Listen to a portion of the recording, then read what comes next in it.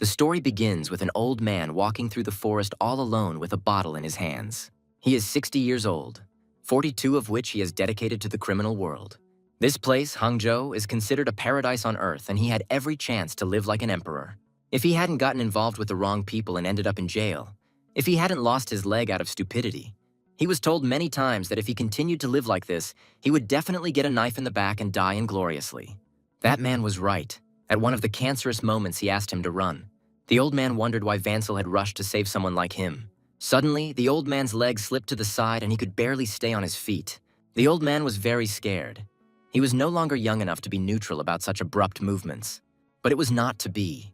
He collapsed to the ground as if his legs had given out completely. Lying on the ground, he thought that having lived his life, living modestly, was not his style at all. With his eyes closed, the old man, as if resigned to his defenselessness, continued to lie on the cold ground. In utter despair, he thought about his past, which was filled with regrets, and these thoughts tired the old man out considerably. Resigned to his fate, he considered this outcome of events to be something he deserved. The snow-capped mountains and dark light brought even more feelings of oppression and hopelessness. The angry tone dispelled the thoughts about the meaninglessness of existence, and the view of the snow-capped mountains suddenly disappeared. The old man hit the long-haired guy from behind with all his might, reinforcing his action with a grunt. He clutched the mop in his hands, warning the young man of his brother's imminent arrival, which would come with the duty of cleaning soon. The young man looked in the mirror opposite him, not understanding where he was and how he ended up there. Surprise and confusion at what was happening flashed in his eyes. The young man jumped up, lifted his leg, and screamed when he realized that it was in place. The enraged man interrupted his reasoning, threatening that he would soon resort to physical violence if he did not get down to business. The old man, in the guise of a young man, joyfully cried out the name of Cho Pyondo, which belonged to the rogue from Guanghua Street. Looking in the mirror, he noticed the youth of his new reflection. A look of surprise, or rather slight delight, flashed across his face, while the young man's eyes widened noticeably.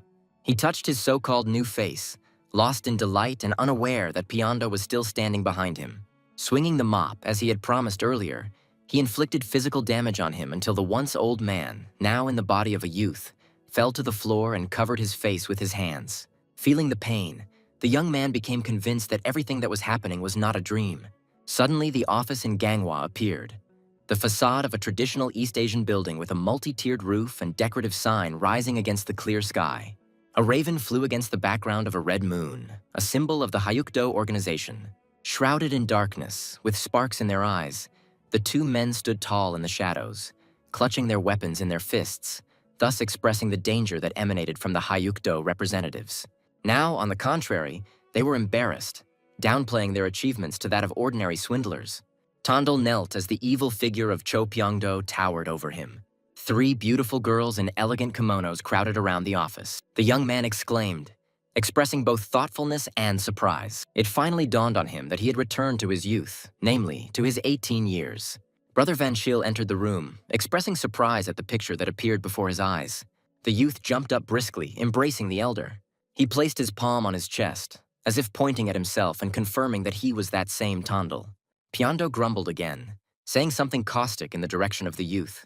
The brother defended the young man, disagreeing with Cho Pyondo's educational measures. There was an open notebook with filled pages lying on the table. The younger one smiled in response to the question, confirming his reading abilities. Cho again entered into an argument with Tondal, doubting his skills. Van Schiel was surprised that Do was able to grasp knowledge that was usually difficult to understand. Tondal smiled darkly, remembering that his brother had forced him to study difficult scriptures so that he would not be expelled after he became crippled. Brother gave Tondal the order to put the reports in order and Pendo to explain to him what was what. Pendo was infuriated by the youth's self-confidence, considering the job too difficult for him. The guy assured the man that he was ready to put his life on the line. There was not a drop of doubt in his abilities in his eyes. The men looked at the youth in surprise, not expecting such pressure. The brother looked at Do with inspiration. A red spark flashed in his eyes. Apparently, he expressed interest in such manifestations of will on the part of the younger one. Pendo held a red journal in his hands, and his voice trembled as he saw the writing. The man looked at each hieroglyph and could not believe his eyes. Tondel was open about the mistakes he had made in his writing, which he had to correct. Vansel laughed, pointing out that even someone as illiterate as he could see how organized the journals were. Pendo responded with envy to Du's praise, pointing out that he was no worse than him. Van Schiel was clearly pleased to have such a worthy employee, looking at the young man with a wide smile. Tondel was flexing his arms in excitement at the upcoming trip to the brothel. He began to think that what happened to him was his second chance at life. His eyes sparkled with confidence. Most likely he was determined to change everything. He devoted 42 years of his life to the criminal world, but he barely had 15 coins in his pocket. He was determined that this time everything would be different. He remembered all the gold and treasures that had eluded him. He recalled all those connections and fateful meetings that he had been unfairly deprived of. He decided for himself that this time he would definitely find himself at the highest peak of the night with the greatest power. Suddenly, the building with a multi-layered roof, different windows, and a crooked sign above the entrance appeared again. He reasoned that representatives of orthodox sects and demonic cults were the classic protagonists of martial arts stories. The brother gave instructions to Pendo and Tondal to have the sign repaired by the time he arrived. The young man's face expressed self-confidence with a slight grin. The stairway to heaven was located in the Guanghua brothel where the boys were staying. The man greeted Van Schiel warmly and was pleasantly surprised by his appearance. Du reasoned that his good attitude towards his elders was due to the fact that he did not look down on people and always tried his best. The brother agreed that he had not been to the brothel for a long time, and the man who met them pointed out that he himself should visit the manager. Van Schiel introduced the young man to the man, who was surprised to point out that his brother usually didn't bring new people himself. The elder praised Tondal's skills, and the second man was surprised by his knowledge at such a young age. The men shook hands to introduce themselves. Chanyan announced that they had brought a new batch of wine from Shaoxing, inviting Van Schiel to come taste it. Tondal assured his brother that he could handle everything himself and sent him off to enjoy the wine. Laughing, the guy said that if he screwed up, the senior manager would correct him later, but for now, his priority should be talking to the head manager. The brother laughed, but still gave in to the younger brother's persistent argumentation. Pleased with the newcomer's intelligence, the manager and the superintendent went about their business. Tondal caught himself with an uneasy premonition that something unexpected would happen today. Noticing the fair-haired figure, the boy stopped with interest. He noted that the old man was having a hard time, because those at the bottom were forced to suffer. He thought about how, of all the trade deals, alcohol brought in the most profit. There was a certain thoughtfulness on his face. He believed that their office should also start running a profitable business. There was a certain illumination in his eyes, as if some idea had just appeared in his head. The thick, twisted rope began to break. Its ends were torn and fluttered in the air.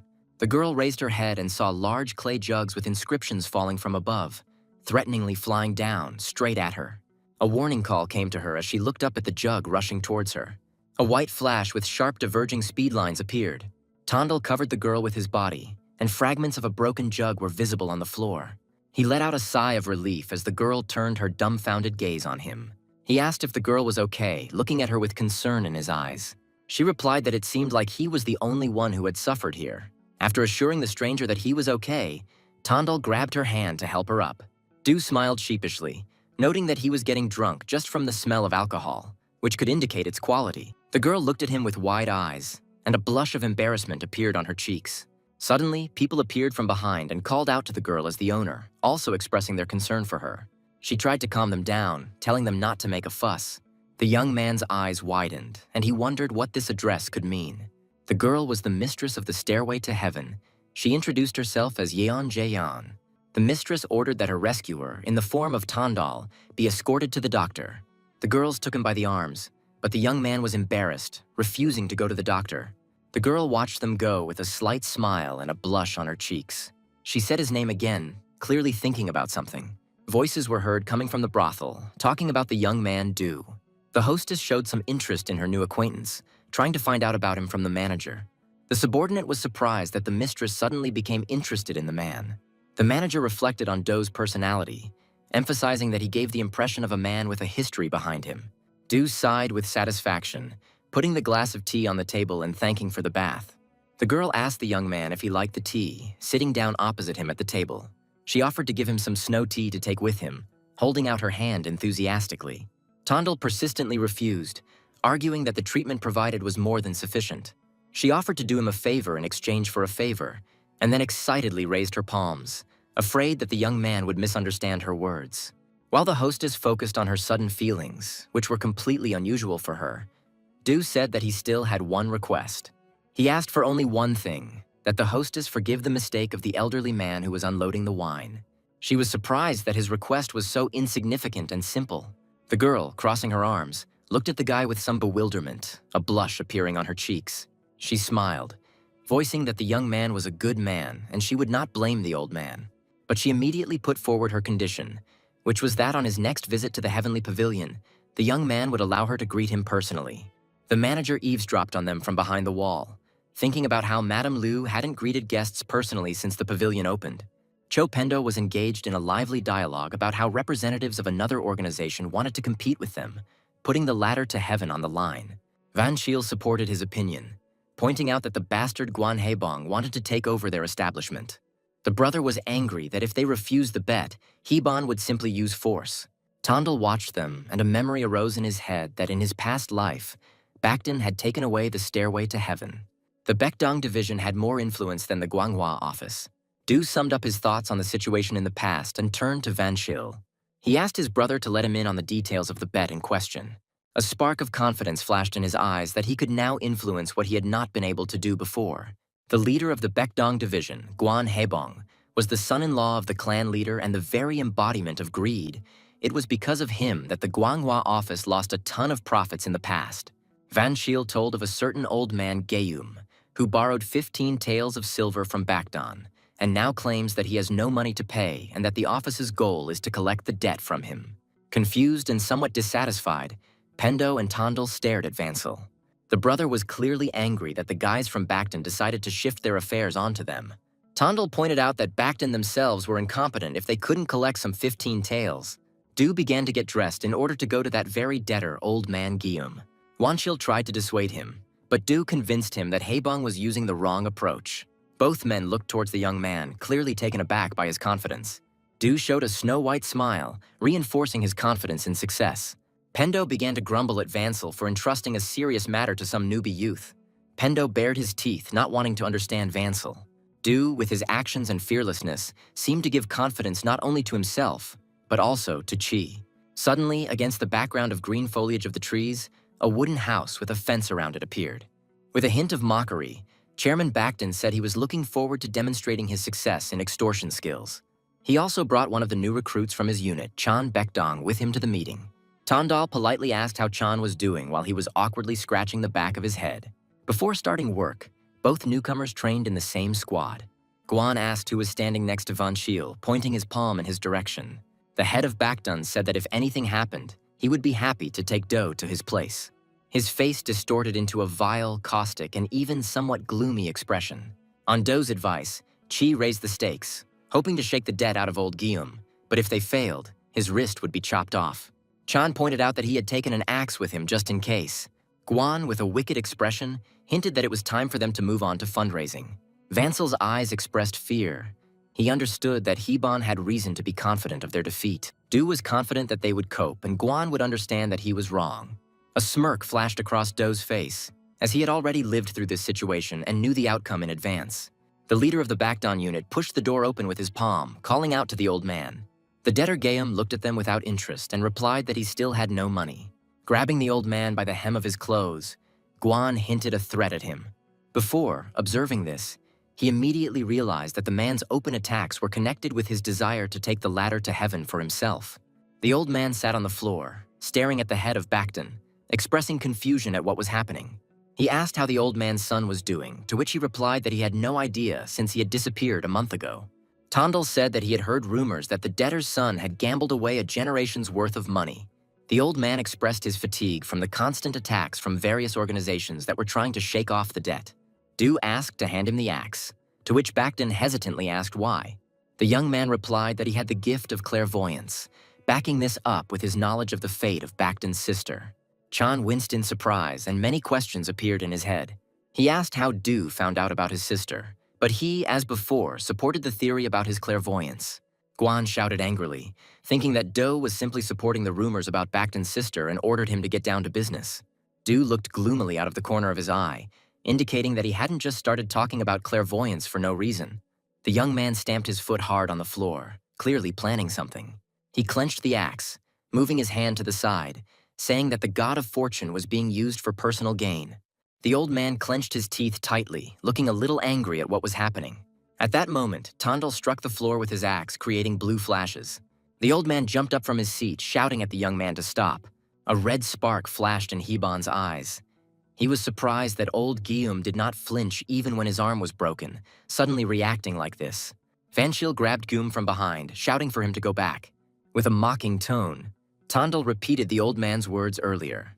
And suddenly, with madness in his eyes, looking down, he found something. Unexpectedly for the others, the silhouette of the same boy who had gone missing a month ago appeared in the broken floor.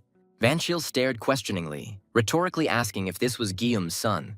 Even Guan's mouth dropped open in surprise, staring questioningly. Gum tried to calm his son, reinforcing his words by saying that the laws of the province would protect them. Sanjin looked at the young man with fear as Do voiced the rule that stood above all laws. The old man became furious, raising his fist and again trying to convince everyone that he had no money. Suddenly fear flashed in the old man's eyes. He directed his gaze somewhere ahead. The sound of a scream of pain filled the room, and everyone was met with the image of Do standing with a bloody axe and Sanjin's severed finger lying on the floor. Tandal loomed over the boy, warning him that if he didn't open his hand, he would have to cut off his entire hand. Do continued to subtly threaten the young man, hinting that he would not stop at the little finger. Laughing, he gripped the axe tighter, threatening to cut off his genitals next. Suddenly, the old man shouted, wanting to stop Tandal's actions. Vanchil held the old man aloft until he promised to repay the debt. P past Gayam never paid the debt, but simply deceived the unit, running away with his son in the night. Tals poured out of the bag, the old man finally gave in. Vanchil reread the document that confirmed their victory while the youth counted the tails. Guan objected, shouting that the use of clairvoyance was unacceptable. To the side of him, right into the wall, the blade of an axe slammed menacingly. He hiccuped in fear, to which Do replied that there was an evil spirit sitting on his shoulder. The brother looked with a grin at the situation developing behind him, while the young man squinted from a bright smile. He moved towards the head of the unit, asking for his trust so that he could help him. Vansil continued to watch the proceedings furtively, sweat appearing on his face. Tandal chased the chief with an axe, showing a certain madness in his eyes. Vanchil asked if Do really had psychic abilities. Chi didn't understand how he could have known where the old man's son was, but the young man calmed his interest by explaining that he had simply felt a cavity under the floor while he was walking. The man's mouth fell open in shock, and his eyes showed a lack of understanding as to how this was possible. Do believed that the old man had deliberately borrowed the tails in order to later escape with his son. Vanchil seemed to still want to believe in the boy's magical abilities. The sounds of glasses slamming against each other interrupted their conversation. Vanchil said that if a young man with such talents had gone to the organization's main office, he would have been snatched up. Tandal asked again, trying to understand what it meant to go to the main office. Kai explained that there was no hope for him, because after the death of the previous manager, he was no longer the same. He offered the young man his help in introducing him to the main office. Vanchil was confident that Guan would not let their victory go unnoticed. Du forcefully put the glass down on the table in response to the elder's words. Tandal thought he was too kind for such a big guy. The young man stunned Chi by saying that he would find a way to protect the ladder to heaven himself. They sat opposite each other, continuing their conversation. Du chuckled, saying that he loves to eat. Vanchil joked that because of the meeting with Do, his plan to kick the can down the drain completely failed. Before, he spoke with a hint about the unit's position. Vanchil explained that Guan was the headman's son-in-law, which made him value his family more than others, to which Do replied that if his wife left him, he could forget about his status. Tandal declared Hebong's wickedness, which should help to break up his marriage with the headman's daughter. He understood that if he caught Guan cheating and broke up his marriage with his wife, the company would still be in the black. Tandal promised that he would find a way to carry out their plan. The liquid refilled the glass as the men continued their dialogue. Du raised his glass, declaring that he would become the Emperor of Shadows. Guan shouted and ordered that all the girls from the stairway to heaven, all the courtesans be recalled, and that the alcohol be taken away. The man explained that if this were to happen, they would face huge fines for breach of contract. Deputy Leader Cho Jinho finally appreciated the seriousness of the order and accepted it. However, his eyes showed hatred towards the leader's son-in-law because Guan's place could have belonged to him. Jinho explained that it would take 20 days and he wasn't sure it was worth it, which angered Hebong again.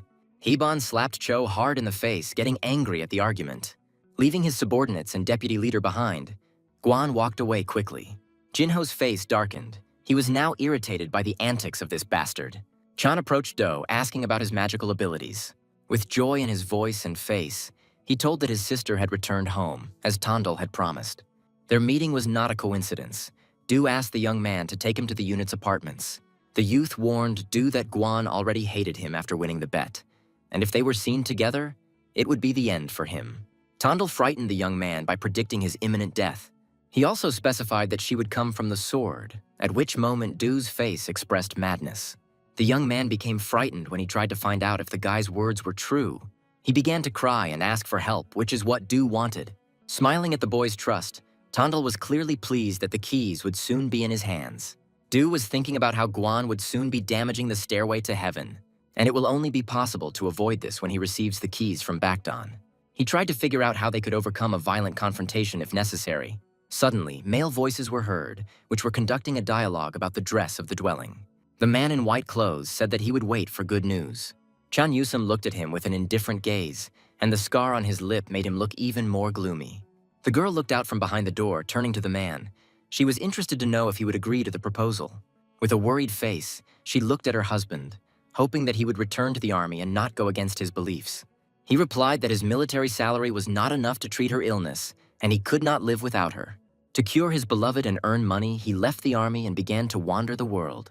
However, his skills were not enough to be accepted into orthodox sects or security service organizations.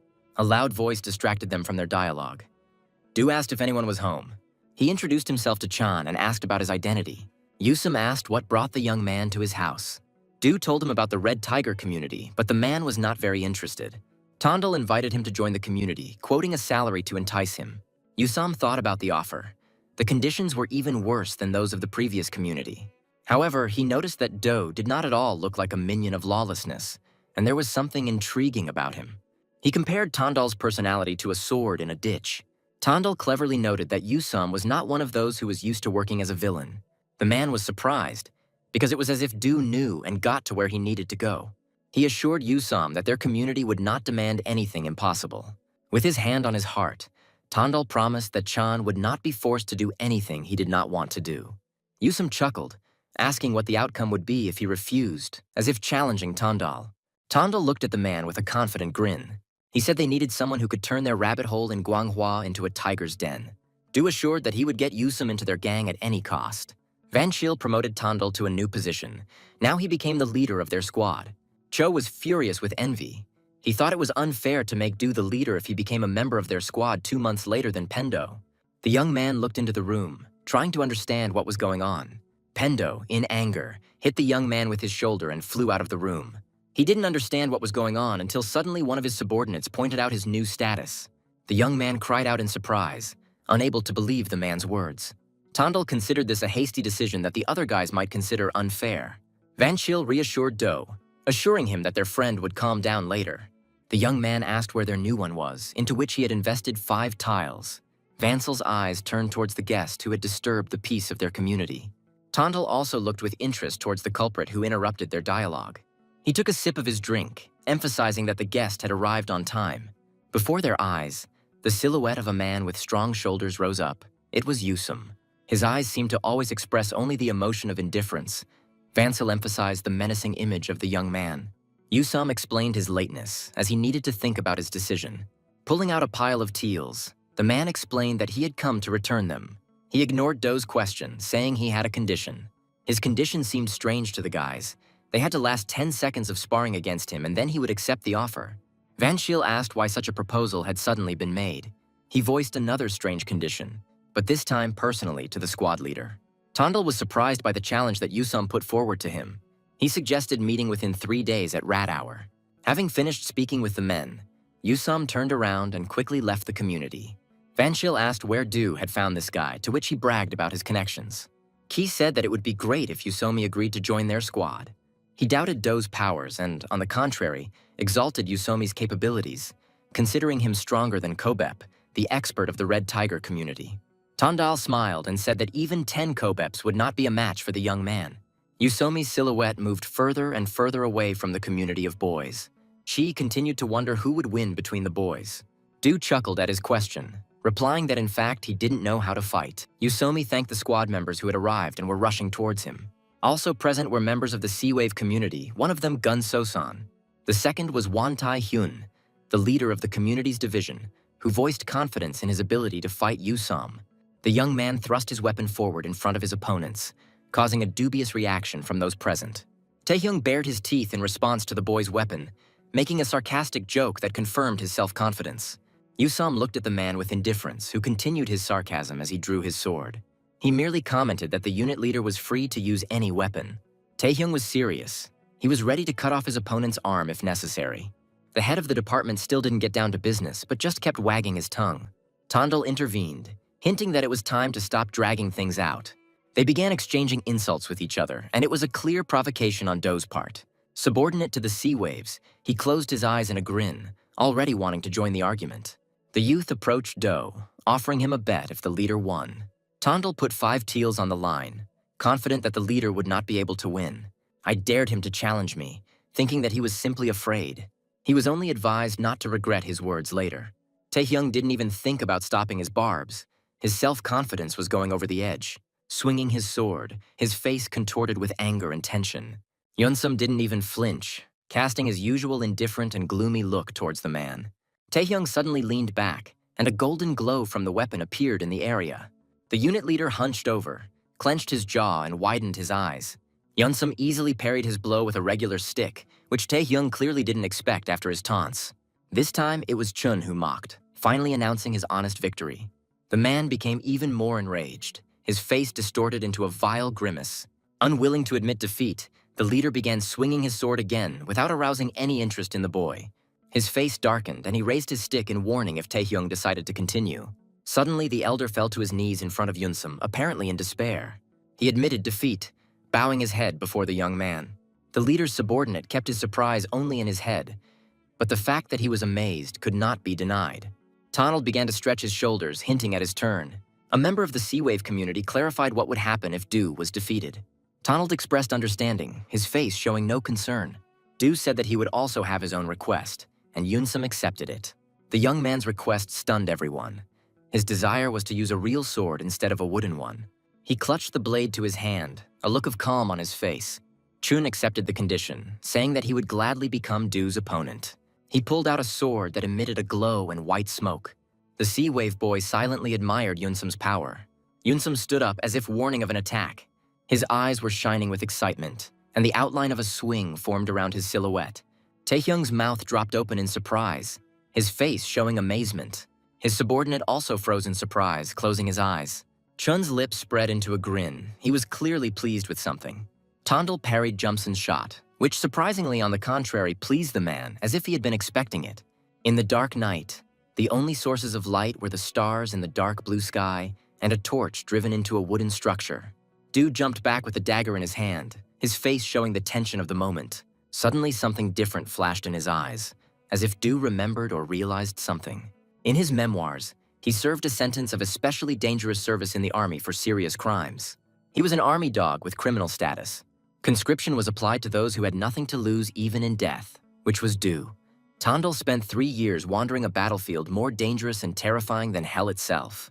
Among the guilty soldiers, only he was able to hold out for more than a year, or even 3. The young man continued the fight, running towards his opponent.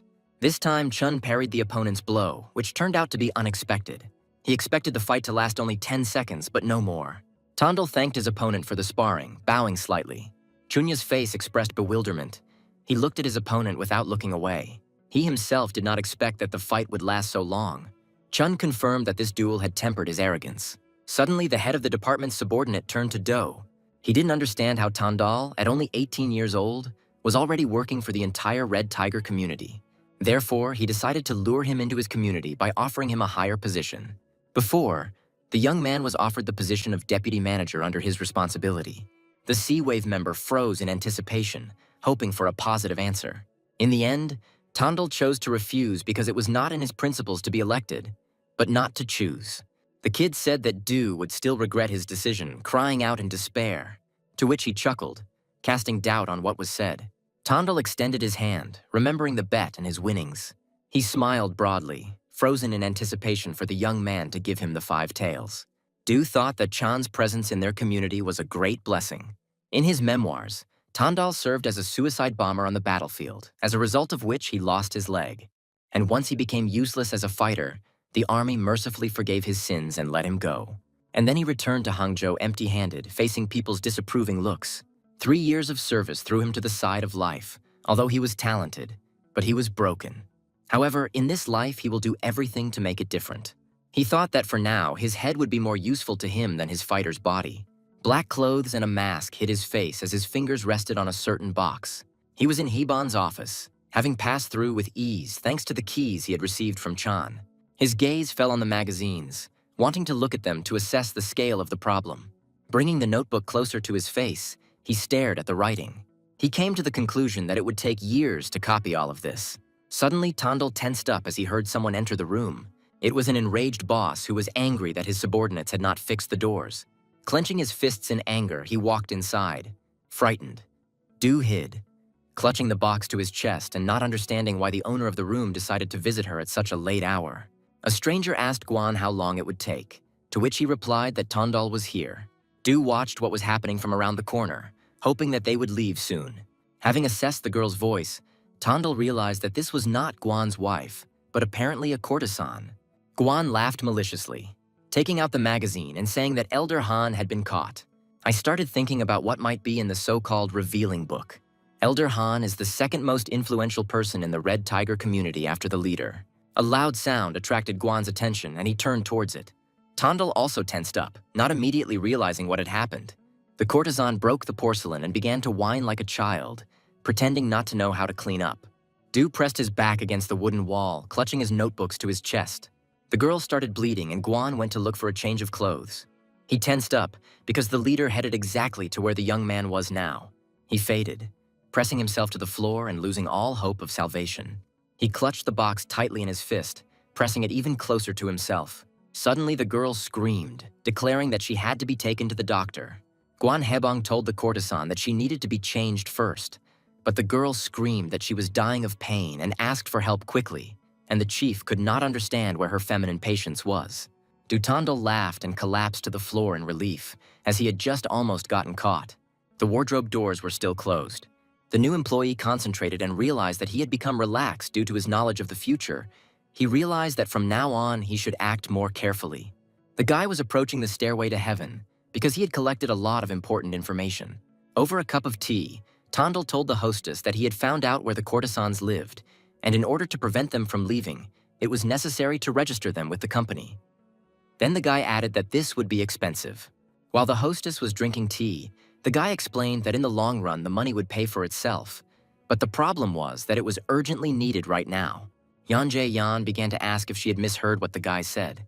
The hostess asked him with a smile what brought him here. Before Tondal, he only asked her to borrow money. The guy sent his pride to hell. Yeon Jae-yeon questioned the sudden request to borrow money and added with a question that it was all about the conflict with the Baekdong branch. Tondal was not at all surprised and admitted that she was right, because as expected from the hostess, she knew a lot. The owner added that she had heard about the Baekdong branch and she knew that they took their girls from stairway to heaven. The guy agreed with her and added that he was thinking of transferring them all to the company, from moving to caring for the courtesans. He added that he wanted to help the owner keep the girls. Looking at Yan Jae-yeon, the guy promised that there would be no problems with this matter. The hostess thought that Tondal was a strange person. She kept thinking that it all sounded like a common scam, but the confidence in his eyes involuntarily made her trust him. Placing her finger on the table, the girl confidently said that his words seemed trustworthy. Looking at Du Tondal, she added that if we were already talking about this, then why not help each other? In turn, the guy exclaimed that he was ready for anything. The hostess asked the guy with a smile if he knew what Sageju was. Before Tondal, he had tried this precious drink only once in his past life. He recalled that one bottle cost as much as 2 taels of silver, and it was also extremely highly valued because demand exceeded supply. Yeon Jae-yeon really needed a supply of this alcohol, but she couldn't come to an agreement. The owner told the guy that if he could provide this drink, she would fulfill his wish, and the guy only added that it was as much of a bummer as sparring with Chennai Yu-sam. The guy looked at the bench and thought about squeezing them out, according to the good old traditions of the criminal world. But at that moment, he realized that such methods were unacceptable for partners in work. Tondal could have flown for a long time in his thoughts, but he was abruptly interrupted by someone else's question. The old man began asking the guy what he had forgotten in this shop. The old man introduced himself as the owner of this shop, and his name was Guan Pyeongshun, and the boy introduced himself in return. The old man's face changed abruptly and he looked at the young man in surprise. The old man sharply asked the young man if he remembered him, but the boy was confused and didn't even know what to answer. Memories flashed in the boy's head. He exclaimed loudly, thus making it clear that he remembered the old man. Tondel remembered that this was the old man who was unloading the cart. The old man only looked up at the young man and added that it turned out he wasn't so blind after all. The old man began to move away, but the young man continued to speak because he was surprised that the old man remembered him. The young man began to ask him questions because the owner of the shop had suffered earlier. Guan Pyongsun moved further and further away from the guy and began to say that he was curious about what kind of brothel it was that had been hunting for his alcohol for over a year. Tondel only asked in surprise what they were talking about. The young man, looking after the old man, began to speak and understand that the old man was then an undercover spy. But the old man only grinned and said that he called this testing the waters. Guan Pyongsun recalled the past and asked the guy why he asked the owner not to punish the old man. At that moment, Tongdal was stunned. He tried to ask how the owner of the shop knew everything, but he only interrupted him. Guan Pyongsun sternly ordered him to answer his question, not allowing the young man to get a word in edgewise. The guy hesitated and couldn't say anything. He only added that there was no special reason, that he just asked. At that moment, the old man asked him again if it was really for nothing. Tondel hesitated, threw his hand behind his head, because he absolutely did not know what to answer him, not to say that he saw in him his old, helpless self. In the end, he confidently answered that what business did the noble old man have at all, and why was he interrogating him? Turning around, the owner told Tondel that he was too nice to be a bandit. But the young man didn't like it. He considered such words disgusting. Guan Pyongsun asked the young man how old he looked to him, and the young man reluctantly suggested that he was about 70. The old man did not like the young man's answer. He noted that the guy was not very tactful, and that he could have subtracted at least 10 years. Tondal responded to all this only by saying that he was a bandit, and they are usually not polite. Guan Pyongsun again pointed out that the young man did not look like an ordinary bandit, but the young man always stood his ground and confidently replied that a fact is a fact. At that moment, Do Tondal realized that he had been talked into a conversation and asked what the purpose of this exchange of pleasantries was. And the old man, in turn, gave wise words, because there is nothing better than conversation to build a strong friendship. Guan Pyongsun asked without any emotion when the guy needed sagaju. The young man was very surprised by this question. His expression immediately changed and he asked the shop owner again. Placing his hand on the jug, Guan replied that the mistress of the stairway to heaven had told him everything and asked him to clarify the date of the sagaju deliveries. Tondal stopped the old man irritably and began to find out from him that the owner knew who the owner of the liquor store was. But the old man only turned to the guy and gave a positive answer to his question, adding that they had already agreed on deliveries. The young man grinned with relief, and thoughts raced through his head about how this would be a difficult mission. But everything was already being served to him on a silver platter. In the background, a building resembling a staircase to heaven could be seen, and someone's thoughts could be heard about the fact that there were deceivers all around. Van Shiel stood in shock and explained to the young man that not only had he received money for transporting the courtesans, but he had also been provided with supplies of sagaju, to all of which the young man only gave a positive answer. The guy stood at the threshold in front of 3 men. Van Shiel added that the young man had even managed to recruit the hero Chan. Tondal again gave a positive answer, but indignantly asked how many more times he needed to say this. Van Shiel couldn't believe his ears and couldn't understand how he managed to solve all these problems in 3 days. Cho Biondo reminded that sagaju was a real jackpot and hoped that it would not turn out to be empty bravado. Van Shiel hit Biondo for such words and ordered him not to show off, because such a lie would quickly be exposed. The man reminded him that he had ordered him to treat the leader with respect. The young man turned around and said as he left that he needed to go away, as he planned to handle the rest of his business that night. Vansel the fox asked him where he was going. Tondal turned around and reminded him that there was one unfinished business left, but the man did not understand what business he was talking about. The young man said with a grin that since they had caught the tiger, they needed to make friends with it. It was already dark and quiet outside. At another fork in the road, a girl was walking with her hand pressed to her chest. Tondal stopped and with a gentle smile asked where she was rushing off to in the night, but the girl only looked at him exclaimingly. The young man noted that this was Lady Song, and if she suddenly disappeared without a trace, then Master Chan would be worried. The boy's memories flashed, because in his past life, as soon as Chan Yusum joined the criminal world, Lady Song left him. She believed that he gave up his dream because of her and ran away, which is why Yusum later became Yaksha. The lady merely replied that he would be better off without her. Sun looked at the young man and told him that he was ready to turn to crime because of her illness. She was sure that in order for him to move on, she needed to disappear. The girl continued that at first it would not be easy for him, but he was strong. He could overcome everything. Closing his eyes, the young man admitted that the girl had a pure heart, and a bandit like him would probably never understand this. Relieved, Tondal wanted to take a step forward, but the girl's question about his bullying became a stopper, to which the young man only replied that he was just being straightforward. Looking into the eyes of Lady Song, she asked the young man the question of whether it was worth giving up a person or a dream. Continuing, she added a question about what he thought hurt more. The guy took into account how far Sun could go and offered to listen to his short story. Tondal began to explain that it was only because he worked with someone, but not everyone was ready to become his ally. The guy added that in this matter, one should not skimp on support. He would not like to see Chan Yusum broken immediately after he joined the company. The guy added that the story would be a bit boring because it was about a bandit who lost his leg. He calmly told his story, and to be precise, it is a story about his past life. Tondal continued that at the age of 60-something, he froze to death in the snowy mountains. The young man added with a grin that it was an idiotic death. The guy continued that if the bandit had not lost his leg, his life might not have ended so tragically. Listening to the lady say that it was a sad story, the young man did not deny it, but on the contrary, added that it was sad, and yet it was worthy of mention. The girl didn't understand anything and apologized questioningly. Dutongdal explained that the loss of the lady for Master Chan could be equivalent to the loss of a leg for that old man. Sun asked the guy again, because in her head she was like a leg to the master. The young man only confirmed her words and added that she was even more to him. Lady Song explained that she simply couldn't find the strength to stay with him after he had wasted his dream.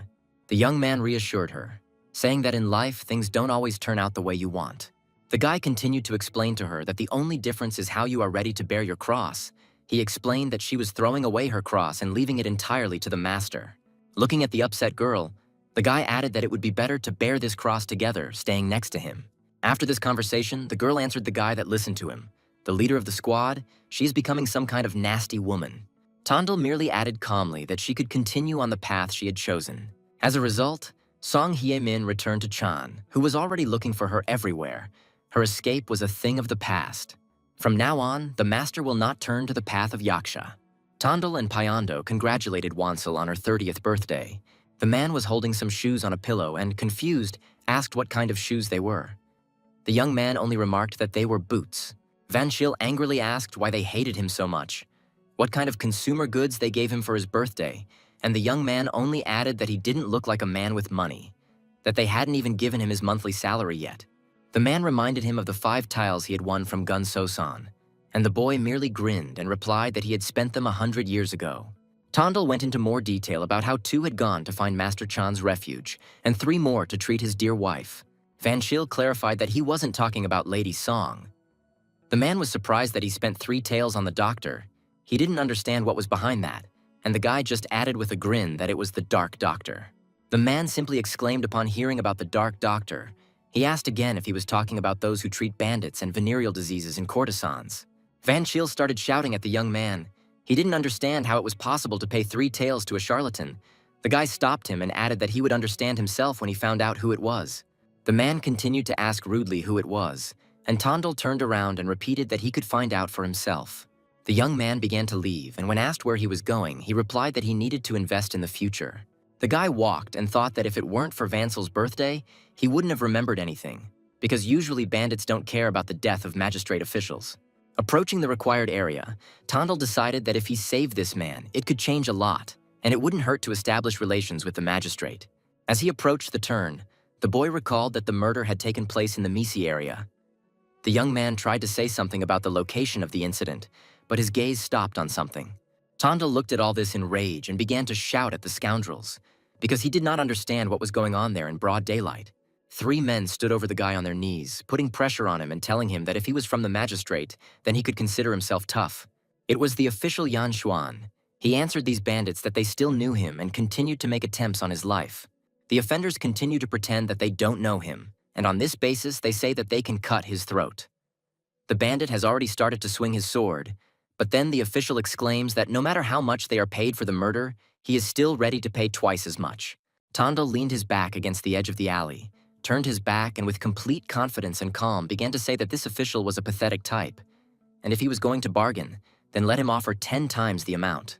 Yan Shen, hearing these words, exclaimed that he was ready to pay 10 times more, and the young man only grinned and noted that he was a quick learner. This did not stop the bandits, and one of them shouted in rage that it was enough to grovel. He shouted for him to die already. At the last moment, Tondal shouted for everyone to stop, and this saved the poor official from death. Everyone wondered who he was, but the young man simply replied that he was just a passing bandit. With a stern look, the guy began to say that these bandits had nothing to do with the Red Tiger community, and that it was not right to commit outrages on their territory. The bandits laughed. Who could stop them anyway, especially this funny guy? Tondal told them with complete confidence that he would only let it go this once. He snorted at them and said that he didn't even want to dirty his blade on them. The bandit leader tried to ask something again, but didn't have time because he immediately received a solid punch to the face. Tondal's blow was so powerful that the offender was instantly blown to the side. Looking at the stunned faces of the other participants, the young man menacingly noted that he was not Chanslavi in his prime. The official glanced warily at the potential killer who had flown away. Raising his fist, the guy added that he was not much inferior to him. At that very second, everyone turned around at the strange sound. The blade went into battle, but its plans took a different turn. There were 2 bloody bodies lying on the ground, and only Tondal was not at all dirty. He approached the official without any fear and asked if he was hurt. Yan Xuan responded with relief that only his pride had been hurt. The young man chuckled and added that he was lucky he hadn't gotten into a big fight. The official asked the young man if he knew him and received a positive answer. Xuan began to suspect the guy. It seemed to him that he was behind all this in order to make friends with the support of the new magistrate official. Tondal said sarcastically that he was half right and that he had a rich imagination. The official wanted to make sure of this and ordered the guy to kill these degenerates, if they were not in collusion, and the guy was ready to do this. The guy decided to ask if everyone should be killed, but the official only asked if he was serious. Zhuan decided to change the subject and asked what the name of his savior was. The boy briefly replied that he was Du Tondal. The official continued asking questions and asked where he was from. Tongdal only replied that he was the leader of a detachment in the Red Tiger community, that this was the office on Guanghua Street. The official introduced himself and asked the young man if he thought there was a criminal gang behind them. The young man replied that it was entirely possible and offered to help investigate the case. Yan Shen refused, adding that he was not stupid enough to get involved with criminals, and the young man only added that he would be choking on blood right now if it weren't for him. The official decided to clarify which of the 6 government departments posed the greatest threat to him. Tondal tried to answer him that it was strange to ask such a question of a bandit, but he didn't have time to finish because other thoughts distracted him. He continued that the security department was the most corrupt, and that was why the root of evil was in it, and the public department had too good a reputation for that. Yan Shen responded with understanding, but immediately asked the next question about which of them earned the most. Tondal's face changed, and he didn't even know what to answer.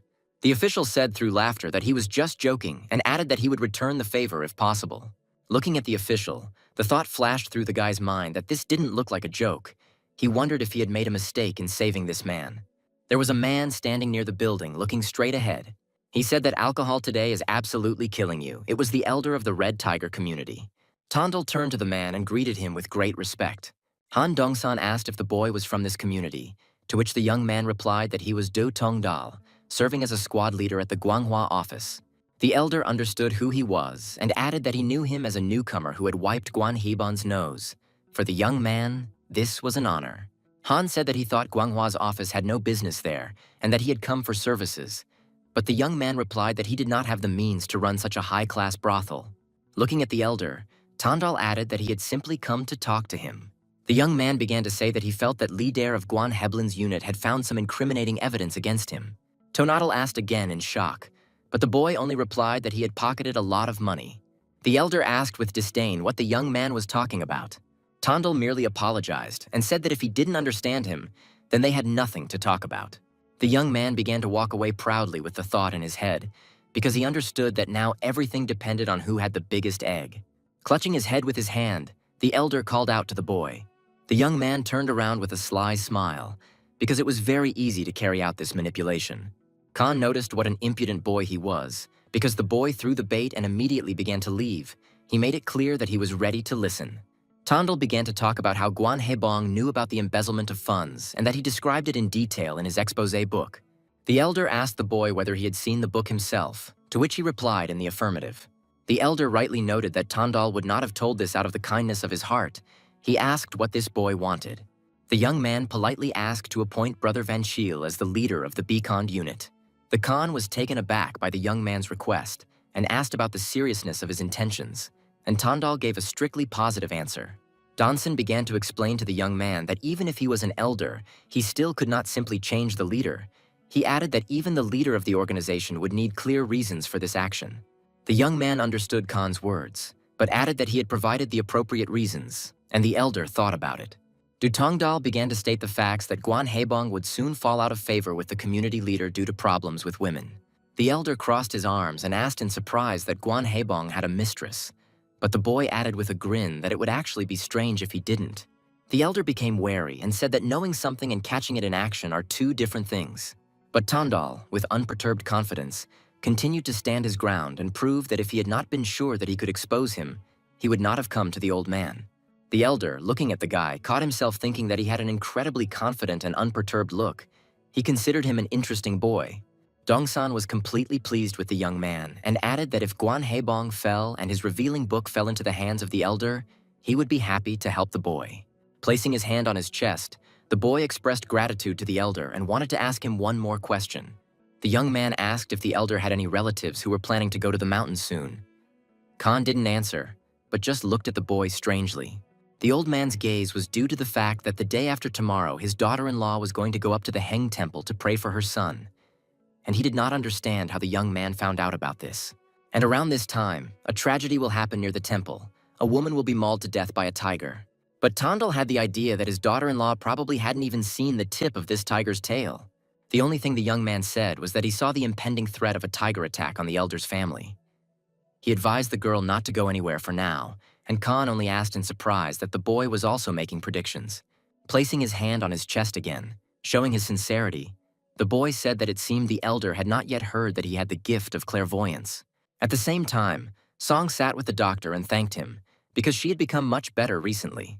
The doctor only said that he was paid 3 taels, so he just did his job, and an unpleasant surprise appeared on the girl's face. She repeated the amount, and then, realizing that she had said it out loud, she apologized, because she could have upset the doctor. The man didn't show any reaction, and only added that it was a natural reaction. He continued to talk about the strange bandit who gave such a sum to a doctor who, in turn, treats venereal diseases. A pleasant girl came into the room and asked the lady if they had finished therapy. Sun was surprised that she had waited so long and added that she could get there on her own. The maid of honor answered negatively and reminded her that she was paid to serve, so she was obliged to do her job. The girl added with a grin that such alleys are dangerous even in daylight. Both girls heard a piercing scream and immediately froze. The maid of honor peered cautiously around the corner. She noticed a guy standing there and indignantly asking the lying and beaten boy if they were the ones hanging around near the stairway to heaven, thereby annoying the staff. The beaten guy had no choice but to swear that they would never come near him again. The young man took a swing and added that it would be better if they spread rumors about what happens when you get involved with the company. Both girls saw how the guy punished his offenders. Im Chunran suggested going another way. The guy turned around and asked the lady how her treatment was going and if everything was okay. Sun, looking down, admitted that she had to say something. The guy wondered about what had happened. Turning around, the guy heard the lady talking about the leader of the Do Squad, who had seriously interceded for him, and in an instant he turned back with a serious look. Stairway to Heaven has often encountered problematic kids, from ordinary drunks to those who deliberately cause trouble. But after Chan Yusum started guarding the establishment, everything changed. He drove away all the rabble without making any unnecessary noise because he did not want to really harm people. But unfortunately, in the criminal world, the soft-hearted were never welcomed, because good will never be repaid with good. The lady began to say that her conscience was beginning to torment her. She added that the leader of the squad was doing what the guy himself should do. The young man apologized sadly for causing trouble, but the girl interrupted him and explained that he should apologize to the squad leader. She ordered him in a serious voice to do his job properly, but she held his hands. Looking the guy straight in the eyes, she added that if he couldn't do it because he was bound by past beliefs, then it was unfair to the employer. The guy asked again with surprise that she didn't mind that she would have to see him in an unflattering light. The girl just nodded approvingly. Looking up, she added that it just so happened that she was now the wife of a bandit. The elder exclaimed that Tandal had saved his daughter-in-law's life. He could not understand how he had not immediately recognized such a benefactor. The young man objected with relief, but was glad that he had been of use. In his thoughts, it sounded like all his expectations had come true. The tiger had attacked again in the vicinity of the temple that the elder's daughter-in-law was about to visit. Khan looked at the guy and couldn't understand how he could predict his daughter-in-law's accident while talking to her father-in-law, because such a clairvoyant should never be missed. Du asked the elder whether he now believed him or not, and the elder answered without a doubt that now he would do anything, whatever he said. While the boy was taking out his blade, the man asked when the boy was going to hit Guan Hebum's reputation. He asked if it was this week. The guy suddenly thrust the blade into the table, which stunned the man. Leaving the blade stuck in, he added that he would do it today. In the background, the bacon division of the Red Tiger community could be seen. Guan Hebung sat at the table and, loudly banging on the table, told the servants that he had offered 100 coppers, but still no one wanted to go. The boy merely repeated his words, that no one wanted to get hurt for his fee of 100 coppers. Even the master no longer gave offenders a break.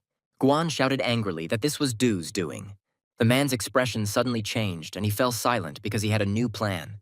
He suggested the idea of using a ghost shadow, and the servants only agreed and said that they would look for him.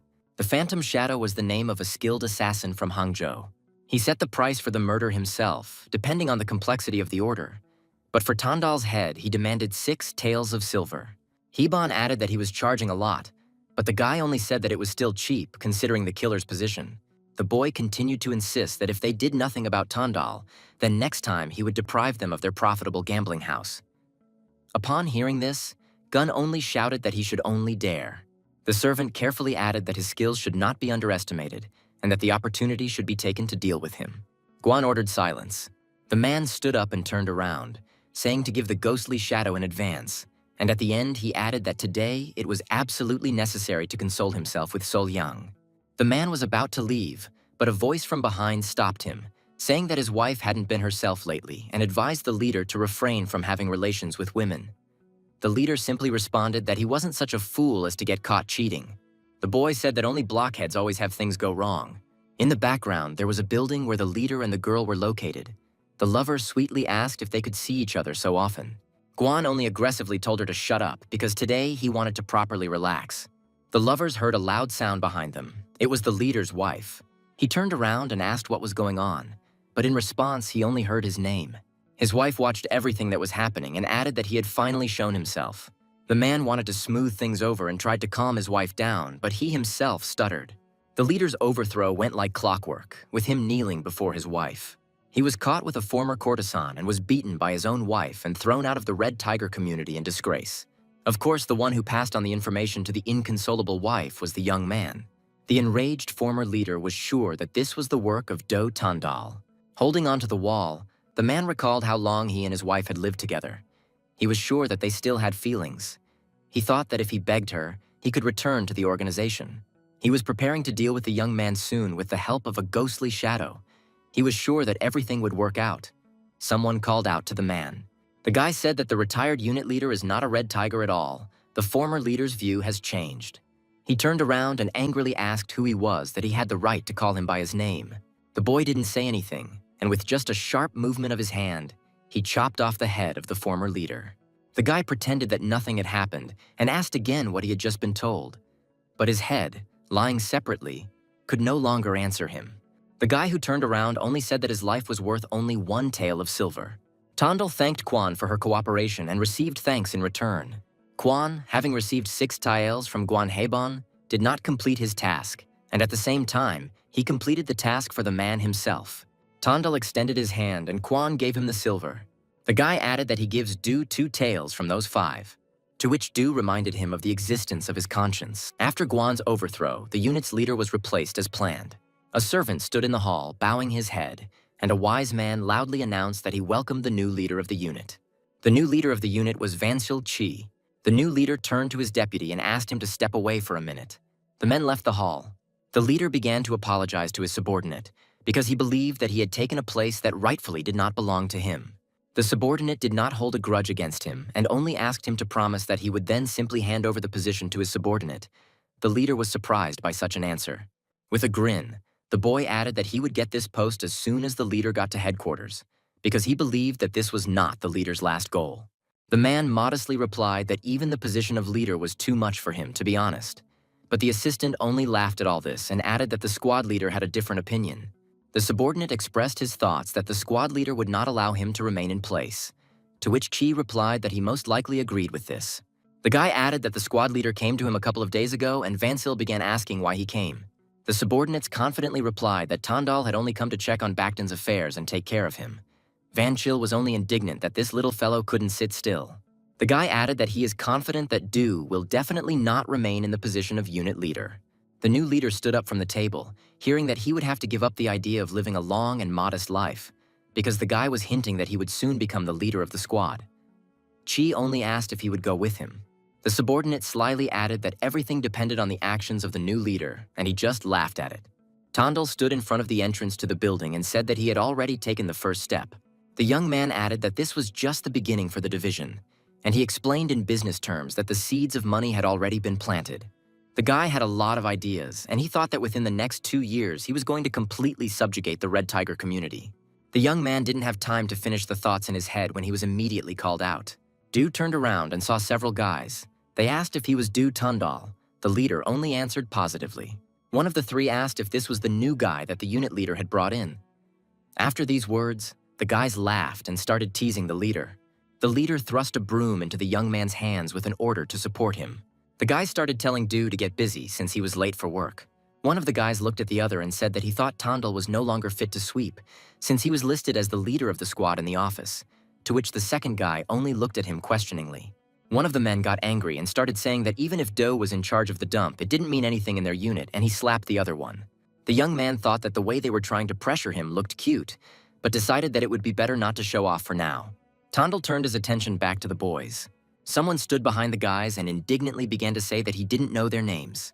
Placing his hand on one of the men's shoulder, he informed them that they had already seriously screwed up. It was Vansil who, ruined, ordered to repeat everything they said, because the guys meant that the office was a dump. The verbal altercation came to a logical conclusion. It was quiet and clear near the building. Kai told the young man not to worry about what happened today, because he should have taken care of the other person's status in advance. The offenders knelt with their heads bowed and heard that Jinho was preparing to teach them wisdom, and the young man responded to all this by saying that they would only prolong the insult for this. Tandal added that no one should worry, and he would sort it out himself, because they would soon stop wagging their tongues, and the leader was only surprised by his confidence. He added that if he had not been capable enough, he would have lived a long and modest life as he had been told. Vansil explained that he has a different opinion and intends to live long and in style. On the street, 3 guys and Tandal were pestering a girl, saying that if she delayed payment, they would not guarantee the safety of her shop, but she only made excuses that business was not going well. Vansil assigned these guys to a squad of 5 solvers and appointed Du as their leader. They were assigned to Seonghwa Street, which is located right next to the casino and the alley with courtesans. One of the guys was indignant why the squad leader wasn't participating. Wasn't he supposed to set an example? Another fixer laughed and said that the new leader needed to be given time to get used to the situation. The 2 decided to move away and complain that they had to call some youngster a leader. They decided that he was a cowardly puppy. I was inspired by the idea of taking up their education. Closing his eyes, the young man mentally calmed himself down. He understood that he needed to be patient for a little while. The Black Dragon community announced that a major confrontation with one of the 4 factions would unfold in 3 days. A long, grueling battle will end with the victory of the Black Dragon community, and the Red Tiger will be forced to give up 30% of the territory. It seems that around this time Chan will be stabbed in the back, which will kill him. But of course, Du Tongdal will not allow this to happen in this life. 3 long days passed. Yeon Jae-yeon exclaimed that she hadn't seen the young man for a long time. The guy agreed with this and added that since he moved to Bakdon, he had not had the opportunity to visit the stairway to heaven. The hostess, smiling, added that now she would have to order bodyguards if she wanted to see the young man. The hostess asked why the young man had come to them today since he wasn't a client, and the guy replied that even a bottle of local wine cost as much as a month's salary. Du explained that he had come to borrow Master Chan. The master immediately asked if he could take a weapon with him, and the young man joked that a stick would be enough for the master. While the master was holding the weapon, the young man decided to ask if he was limiting himself in his methods, and the master proudly replied that he was already a full-fledged member of the criminal group. Tondal was surprised and asked if everything would be all right with the master's name, But the man did not give a clear answer, only hinting that everything suited him. The master nodded approvingly and laughed at the young man's words about the difference being small. Someone was approaching the door while the boys were discussing how the difference between a tiger and a cat is only in size. But sometimes a small difference can be very big. The large, heavy doors swung open with a bang, and the man who burst in started calling for the leader of Do. He indignantly asked where he was going, and the young man only asked what had happened. The man began to explain that the Black Dragon community had attacked Manhwa's house and that the order for mobilization had already been given. The leader turned around and asked when this order had been given, and the man began to say that it had happened about an hour ago and that 3 units had already rushed there. He thought about the time and decided that the fight was probably already over. The leader continued to talk about how there was no need to rush, that they would get there in 15 minutes. But the man who had burst in did not like this. He insisted that everyone hurry up. Tandal only calmly replied that if he was so uneasy, then he could go first. After hesitating, the man replied that he had to deliver the message to others. Turning around, he began to walk out and heard urging words behind him. In his head, he had it in his head that the leader was acting stupidly, that he would be crushed into a pancake for being late. The master and the leader were again reminded that they needed to get moving, but they remained silent. The master asked Du if he knew that an attack was planned for today. On the way, the leader said that rumors had reached him, but he didn't really believe them. But it turned out to be true. Upon hearing his answer, the master only asked why he was in no hurry. The leader responded condescendingly that the result could no longer be changed, and since this was happening, what was the rush? Chanya only added that he had never met such an eccentric in his life, and the young man asked again about the eccentric.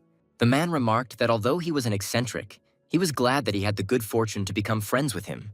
The young man said with a laugh that it was an honor for him. The leader remarked that the master should not deny his words later, but this only made Chanya laugh. Opening the door, the master admitted that these were his words. But right there in front of the guys was a crowd of people, and there were mutilated faces lying on the floor. In the Black Dragon community, Guan Changsok sat in the center of this crowd. He said inquiringly that these were fresh faces who had arrived. The leader looked around the room and realized that the people in black robes were from the Black Dragon community. Du, despite his young age, looked them all sternly in the eyes. But looking down at the floor, he noticed that most of his community had been mercilessly beaten. Turning his gaze to the left, he assumed that the people in blue robes were warriors. Changsok continued to sit on the chair with an unperturbed face. Looking at the boys, he asked if there were really only 2 of them. He added that they should not be afraid, and he was ready to wait for the rest. Putting his hand on Tandal's neck, he said that the 2 of them were more than enough, and he suggested that they not waste any more time. Guan's gaze changed to a more stern one. He slammed his weapon on the floor and laughed loudly. He thought they were a bunch of cowards, and the red tiger had some tough nuts lying around. The leader looked at the floor and saw a familiar face. He called out to the guy, and it was Backton. Before he gave him the order to drag the wounded and everyone who was still moving aside, the guy did not agree with the squad leader. The Black Dragon's subordinates asked if he could serve these 2 guys to the table. Guan approved of his question and said that it should be in the best possible way. The subordinate raised his weapon in front of him, his face completely devoid of any emotion. Tandal took out his blade. The Black Dragon chief's gaze changed dramatically. After all, his subordinates instantly scattered in different directions. Guan felt furious, but at the same time he was surprised by the guy's actions. His team was stunned by what was happening. He only reminded them that he asked them not to waste other people's time, and then he confidently called out the 3 show-offs. The leader and master inspected the Black Dolphin's crew. The young man thought about whether he should kill both of them at once, but the master stopped him and said that the 2 belonged to him, since he needed to get into shape. Tandal accepted that he would have to give in, and the master staked out 2. The guy from the enemy community was outraged that they had the nerve to joke at such a moment. He began to wave his weapon and shouted that their arrogance knew no bounds. He tried to attack Do Tandal, but he dodged it with an impassive face. The guy made a few more attempts, but they were unsuccessful, and then he began to think that there were movements going on here that were not typical of ordinary bandits. Holding the blade in my hand, I repeat in my head the thought that at the beginning of a new life, this was his first battle not for life, but for death. Tandal exclaimed with a furious smile that he considered what was happening to be ideal. The enemy continued to try to attack the leader, saying that he was very fast. Another attempt was unsuccessful, and the young man raised his blade. The Black Dragon's team stood in bewilderment. The young man's opponent did not understand what was happening. Several weapon strikes flew past his face, and then Tandal, on his first try, clearly hit the guy. The offender immediately collapsed to the floor, and the young man walked around him. The only thing he heard was the retreating sobs of his opponent. Master Chan looked up and realized that everything was under control there too, because a crippled body was already lying in front of him. Changsok jumped up from his chair and asked who these young men were, but the boy only replied that he was the leader of the Du Tongdal squad from the Baekdong division. Guan decided that the young man was a liar. He could not believe that a simple bandit could handle 3 bloody swords. The man asked what sect they were from. The leader turned to his subordinate and asked him with a grin to tell the story. Little Baekdong revealed that Chief Tongdal is the leader of the 5th squad of the Baekdong division of the Red Tiger community.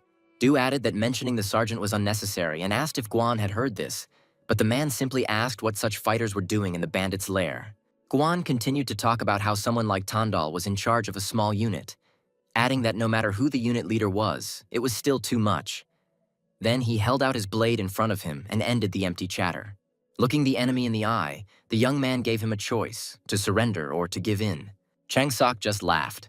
He added that in the world of mercenaries, surrender was equal to death. He threw down his weapon and asked to be gentle with him. Putting his fists in front of him, he shouted that he was ready to fight, but ordered him not to draw his weapon.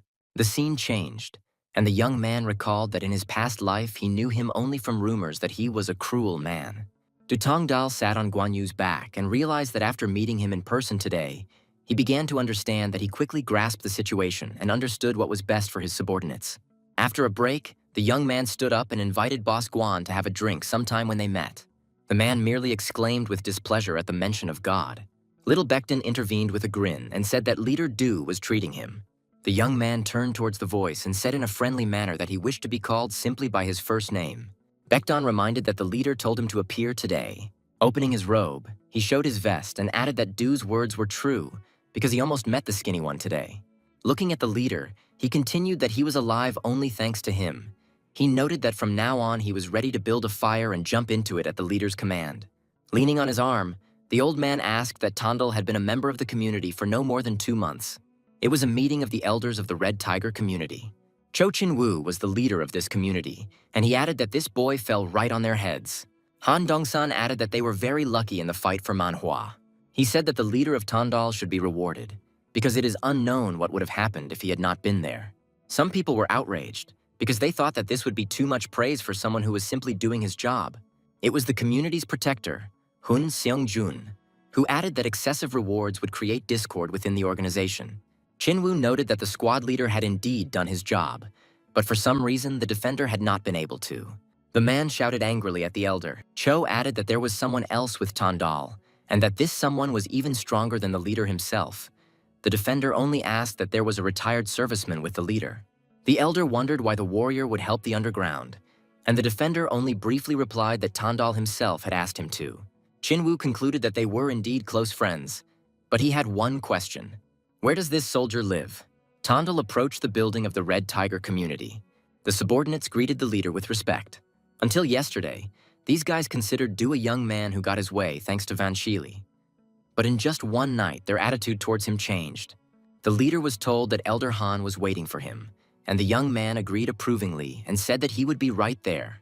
The guys began to discuss that if the elder himself was looking for him, then the leader Du had truly distinguished himself. The second participant added that this leader could single-handedly change the position of the Red Tiger community in the criminal world. Tondal handed the elder Khan the talisman that he had ordered. The Khan took the talisman and asked if it would help his daughter-in-law become pregnant with a son, and the young man answered in the affirmative and added that it should be placed under the pillow. Tondal exclaimed that he remembered Han Dong-san throwing a party 2 months after the Black Dragon community's attack, as he was grinning from ear to ear while telling everyone that his daughter-in-law was pregnant. The Khan trusted him and said that if the young man spoke of such a thing, it would definitely happen. He thanked the boy and added that he could ask for whatever his heart desired. In conclusion of the dialogue, he said between words that the leader of the community himself had promised to reward the young man. He assured that, knowing this leader, there would be nothing grand there. The elder agreed with him and added through laughter that this leader was a real miser, and he was ready to add from his own pocket. Leader Du asked for compensation to be given to everyone who suffered in that battle. And the elder was surprised that Tondal did not think about himself, and the young man added that it was enough for him that his arms and legs were in good condition. Khan admitted that the young man was too good for the criminal world, And he also said that the community leader had become seriously interested in Do's friend. The young man asked in surprise if they were talking about Master Chan now. Han said that the leader had plans for him and he wanted to become his immediate supervisor. Tondel explained that by world martial arts standards, the master was a first-class specialist, but he would never agree to work for the leader of the community.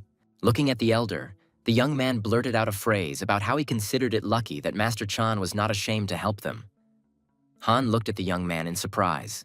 The young man only pretended to be serious. The subordinate's expectations were not met.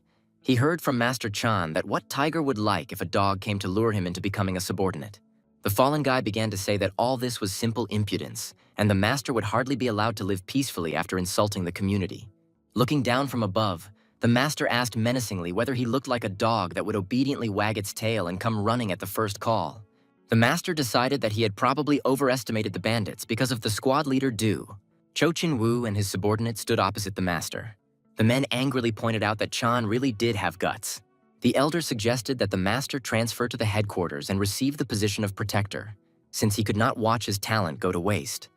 But the master noted that he was satisfied with his current position. A subordinate intervened, saying that if he poked all these upstarts, the leader's reputation could be shaken. Raising his stern gaze, Cho reminded that courtesy is best returned in battle. The elder gave the command to begin the battle, and the subordinate began to approach the master. Master Chan stood calmly in his place and made it clear that he had no intention of leaving his post to deal with anyone. This only irritated the enemy. He snorted at the master, hinting that he should shut up. At the peak of his rage, the subordinate decided to attack Chan. The master's expression did not change at all because he is always confident in his strength and skills. The guy didn't have time to land a punch because the master quickly blocked and intercepted the opponent's hand. The guy was perplexed and only for a moment noticed that the master's menacing fist was approaching him. The subordinate immediately collapsed to the floor. Cho was stunned by what was happening, and strange emotions were visible on him. The three men were in a line, but only the overconfident subordinate, who had gotten what he deserved, lay defeated on the floor. The master, confident in his abilities, looked at the elder and asked hintingly whether there would be any action on his part. The community leader did not create problems on the premises of the brothel. Van Shield told a story about how birds chirp daytime rumors, and mice tell about nighttime ones, and all this exists for a reason. He didn't understand what to do with it. There were three men standing in front of the leader, and one of them reported that the community leader's face was seriously damaged, and he was sure that this would not just remain like that. Van Shiel asked the young man if he had any worries. The boy only replied that there was no one to worry about, and then he heard in response about the master. Du calmly replied that the community leader would not do anything to him, and everyone agreed with him. Tondel understood that the driver of the Red Tiger was completely crushed by one blow, and even if the leader wanted to take him away, he was powerless. The master apologized and added that he simply had to be patient, and the young man said that he approved of his actions. Du reminded them of their agreement that they would not force the master to do anything he himself did not want. Du added that such a leader does not deserve a good protector, and the master only looked confused. Chanya asked when their contract would end, since they hadn't even discussed it. Du confidently replied that after he completely took over the criminal underworld of Hangzhou, the master's face showed bewilderment. He understood what the kid was thinking about, and Du added that if he didn't have such big plans, he wouldn't have involved the master. Tonadal raised 2 fingers and said that it would definitely take 2 years. Then he looked back and clarified that they could hurry up and finish it in a year. Several days passed. The master and the leader stood in front of the shop and kindly added that if the woman needed anything, she could contact them. The woman only thanked them shyly. Over the past couple of days, the atmosphere on Xianghua Street has completely changed. As a result, not only problems with criminal elements were resolved, but even conflicts between traders were resolved. First of all, they themselves had to understand why they should be paid for protection. Tondel reflected that just as the emperor was obliged to sense the mood of the people, so too the criminal communities had to maintain contact with the local residents. A man ran out of the community and started shouting something. He called the leader of the squad and said that something bad had happened. He turned around and asked about the incident. The out-of-breath man leaned over and began to tell his story. He said that the magistrate officials arrested the members of the community. Fansil clarified that this was a special order from the new district judge. The guy confirmed his words and continued to talk about how not only members of the Red Tiger community, but also representatives of the Black Dragon community were caught in the crossfire. He added that the defender of Hun Seongjun was also arrested. Tondel doubted these words and asked how many members of the unit ended up behind bars. The guy replied that the number would surprise everyone, since not a single one of the participants ended up behind bars, and the bureaucrats didn't even set foot on their territory. The leader was in shock and did not understand how this was possible. Tondal noted that he had thought exactly the same, but the leader did not like his answer, and he noticed that the young man was too joyful, despite the fact that all the brothers had been tied up. The young man suggested going to the magistrate together, and the leader had the thought that the young man wanted to surrender. The young man added that Jinho should also go. The men stood in front of the magistrate, and the young man told the guards that he wished to see the judge. The leader was unsure. He kept asking the boy about his plan. He pointed out that even the leader of the community was afraid of the judge. The guards thought the men were joking, and they explained that the judge was not some bar owner, and if they were on business, they were obliged to arrange a meeting in advance. The young man came close to the guard and asked if he would regret these words. He began to threaten that he could lose this miserable post, and he threateningly ordered that his name be conveyed to the judge. After some time, the doors opened. The guards were ordered to escort Do Tondal with all due respect. Vanchil asked the young man in fear what was going on right now. He kept asking if they would have any problems. The young man couldn't answer him, simply because he didn't know. He just wanted to get his allies out. Brother asked whether the leader would be able to come to an agreement, to which Do only replied that if he thought it was impossible, he would not have dragged himself there. The young leader opened the door and looked around the room. The judge sat with a cup in his hands and told the guys to hurry up. He added that he did not expect to see them so early. Tondal quipped with complete confidence that he was a quick thinker. The judge placed the cup on the table and asked who the two were who had come with the young man. Do replied that they were the brothers he served. The man irritably suggested getting down to business and asked why they had come here. Tondal politely asked for the brothers' release, but the judge questioned him as to why he should do so. The young man offered to forgive him his debt, but the man asked with displeasure that his life was really equivalent to that of a couple of bandits. The judge looked up at the young man, who decided to add something. Do Tondal offered himself? He pressed his hand to his chest and put forward his theory that the judge needed a business partner, since it was unlikely that such a busy man would arrange all this for a couple of gangsters. The man said with a smile that he welcomes guys who catch on quickly. He crossed his arms over his chest and said that they were smart guys and didn't need much explanation. The imprisoned brothers were brought to the boys. They all had frightened faces because they did not understand what was about to happen.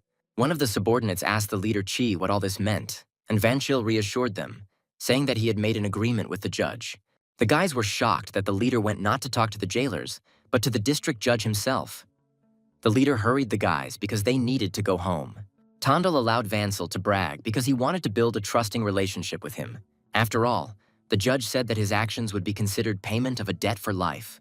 The man added that he would like to see confirmation of Do's words that he would soon become his business partner. Tondal only gave instructions to wait. The action then took place in the community of the Black Dragon. Do exclaimed that his wish to drink with the head of the Black Dragon community would be fulfilled so quickly. The man pointed to his nose, saying that the young man had twisted it and that it was now crooked to the left, and Tondal merely joked that he could straighten it out with one more blow. Changsok asked with displeasure if this was what the leader had come for and reminded them that the Black Dragon community and the Red Tiger community had made a truce. Raising the drink to his mouth, Tondal said confidently that now was the time to put an end to the feud. The young man asked Changsok if he had heard about the news from yesterday, and he told the story of how they had rounded up representatives of the Red Tiger and Black Dragon communities, but only the tigers had been released. Hearing the young man's sarcastic chuckle, the man asked if it was his doing. Maybe he had bribed someone. Do suggested that the leader think a little about who he needed to bribe to free the gangsters so quickly. Changsok was very taken aback because he thought about the district court, and he was right. Do added that he doesn't throw words to the wind and can help rescue the community members and the Black Dragon too, and the leader simply asked why he would provide such services, since they are definitely not friends. The young man looked seriously at the man and added that it was stupid to think of this matter as just a favor. In Changsok's mind, was it that Tondal was showing off his connections with the judge, and for the Black Dragon community, the worst enemy is the government.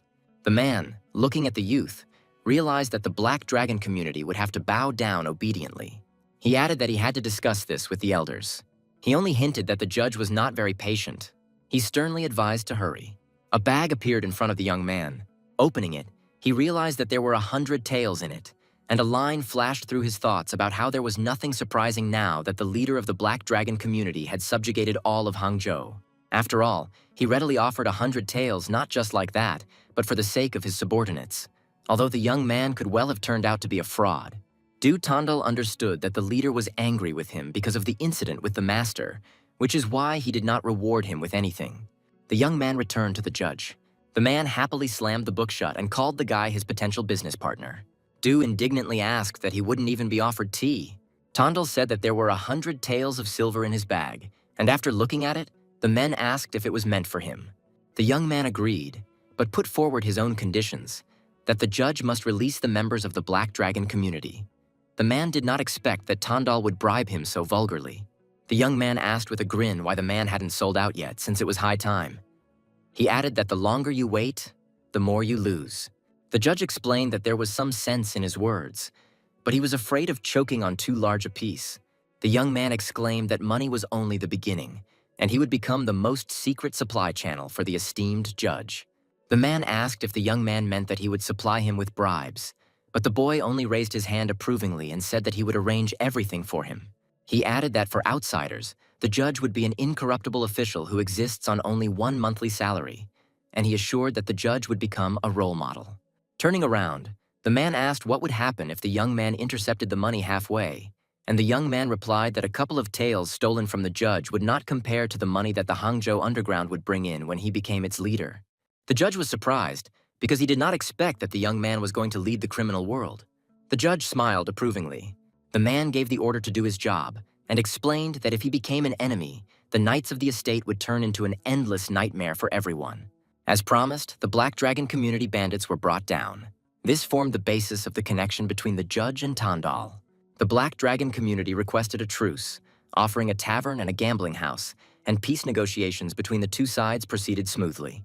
The elder greeted the leader Du very joyfully. He happily told that thanks to the amulet, his daughter-in-law became pregnant. The man expressed his deep gratitude and said that he now owed the young man a lot.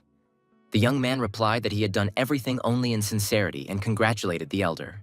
Now the guy's position within the Red Tiger community is quite solid, because not only the people but also the elders trust him. Cho Chin-woo thought that the problem was only with the community leader, because he felt that he was not liked. But he decided that all this was unimportant. The man didn't have time to finish his thought when he was interrupted by loud footsteps. An assistant burst into the room and shouted to the leaders that Guan Boyang had been attacked. He said that his shin was broken and that the pumpkin had also been hit, and he decided that it was the same psycho who had been indiscriminately beating everyone up lately. Du realized that this was some kind of crazy person and asked where Guan was. The young man came to the victim and he began to tell him that, judging by the lower half of his face, he was still a youth. He added that the man was about the same height as the leader, to which the young man only asked if a wooden sword was used. The guy started to say that he had drawn his sword, but everything happened so quickly that he didn't even notice how he ended up on the ground. The leader asked him if he thought he would beat him if he met him again. The guy joked and said that he would call the leader. Who was this guy, judging by the memories of his past life? About 10 members of the Red Tiger community will suffer in a similar way, and the Sea Wave and Black Dragon community will soon also face the tyranny of the unknown. I thought it was the driver, maybe just a People's Avenger who harbored a grudge against the community. Footsteps made the boy stop and turn around. It was an unknown man holding a wooden ball. Looking up at the young man, he ordered him to fight. It was an unknown man. He ordered battles. Tondal decided that he had the right to at least know the reason for the fight. The unknown man replied that he considered the young man a simple bandit who deserved a severe beating. He thought that the man was deliberately lowering his voice, but he clearly saw how young he was. Considering that he didn't attack from the bushes, he was not a killer. Tondal realized that the problem was just that this guy was much stronger than the young man. The guy stood with his arms down in front of his opponent, holding a wooden ball in his hands. He took out his blade and said that if the bandit was imitating a wandering driver, then there was a more suitable place for it. The boy raised his weapon and ordered the young man to draw his. Tondal raised the blade in front of him. The guy didn't understand whether his opponent was afraid, because why would he be nervous against some bandit with a knife with such skills? The unknown man wanted to say something, but then he jumped up and tried to attack the leader Du. The enemy missed the young man, as he deftly blocked it with his blade. Such dexterity and speed were seen only in Master Chan Yusom. The battle between the men continued. But in the narrow alley, it was difficult to swing a wooden ball, but the skills of the leader's opponent allowed him to overcome any limitations. However, a huge cube of hay was aimed at the unknown enemy. This cube flew straight towards the unknown man's head. However, he deftly knocked it away with his fist, saying that the leader was a coward. Du sat below the enemy and was ready to strike. Tondal realized that his opponent was still inexperienced. An incomprehensible emotion of fear appeared on the stranger's face. The young man struck, but only hit the unknown man's hat.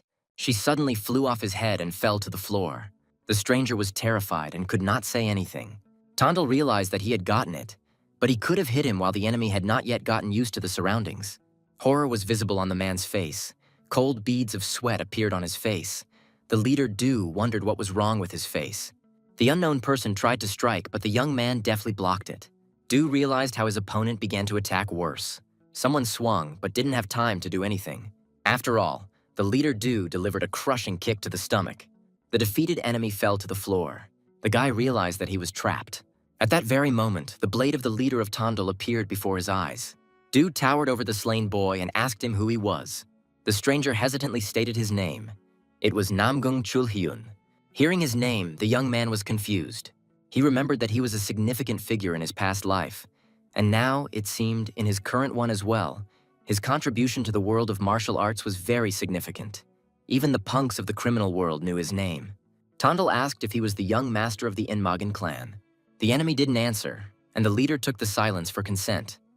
He asked what he needed here, why he was doing all this, and Namgung answered hesitantly that it was combat experience. Leader, Du understood everything.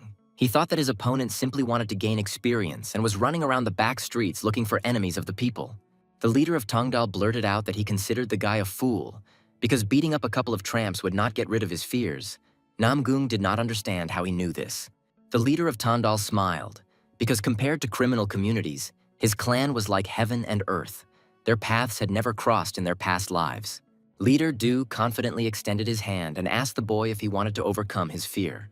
Approaching the community, the leader Du was greeted joyfully and asked how things were going. Tondal asked to dress up one handsome man. It was Namgung.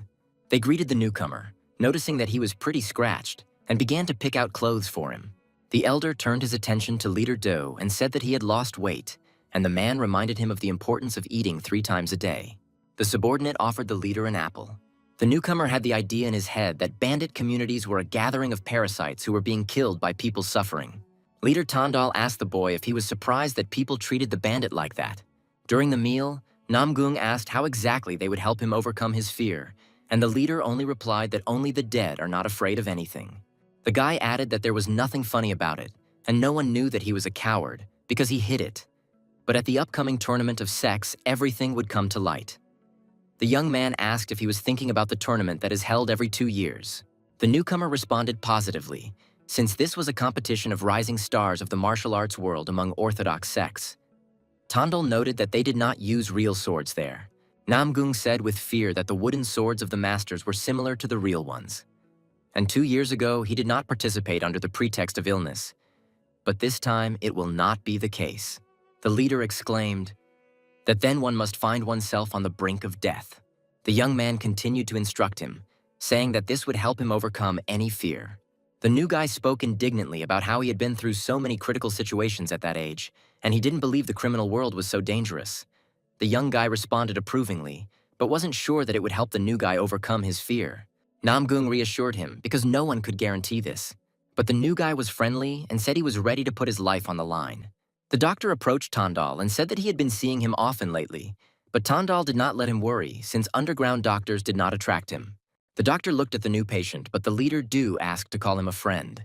Tondal gave 2 taels of silver to the healer and said that they would be in the backyard, and if they needed help, the underground healer would have to help them.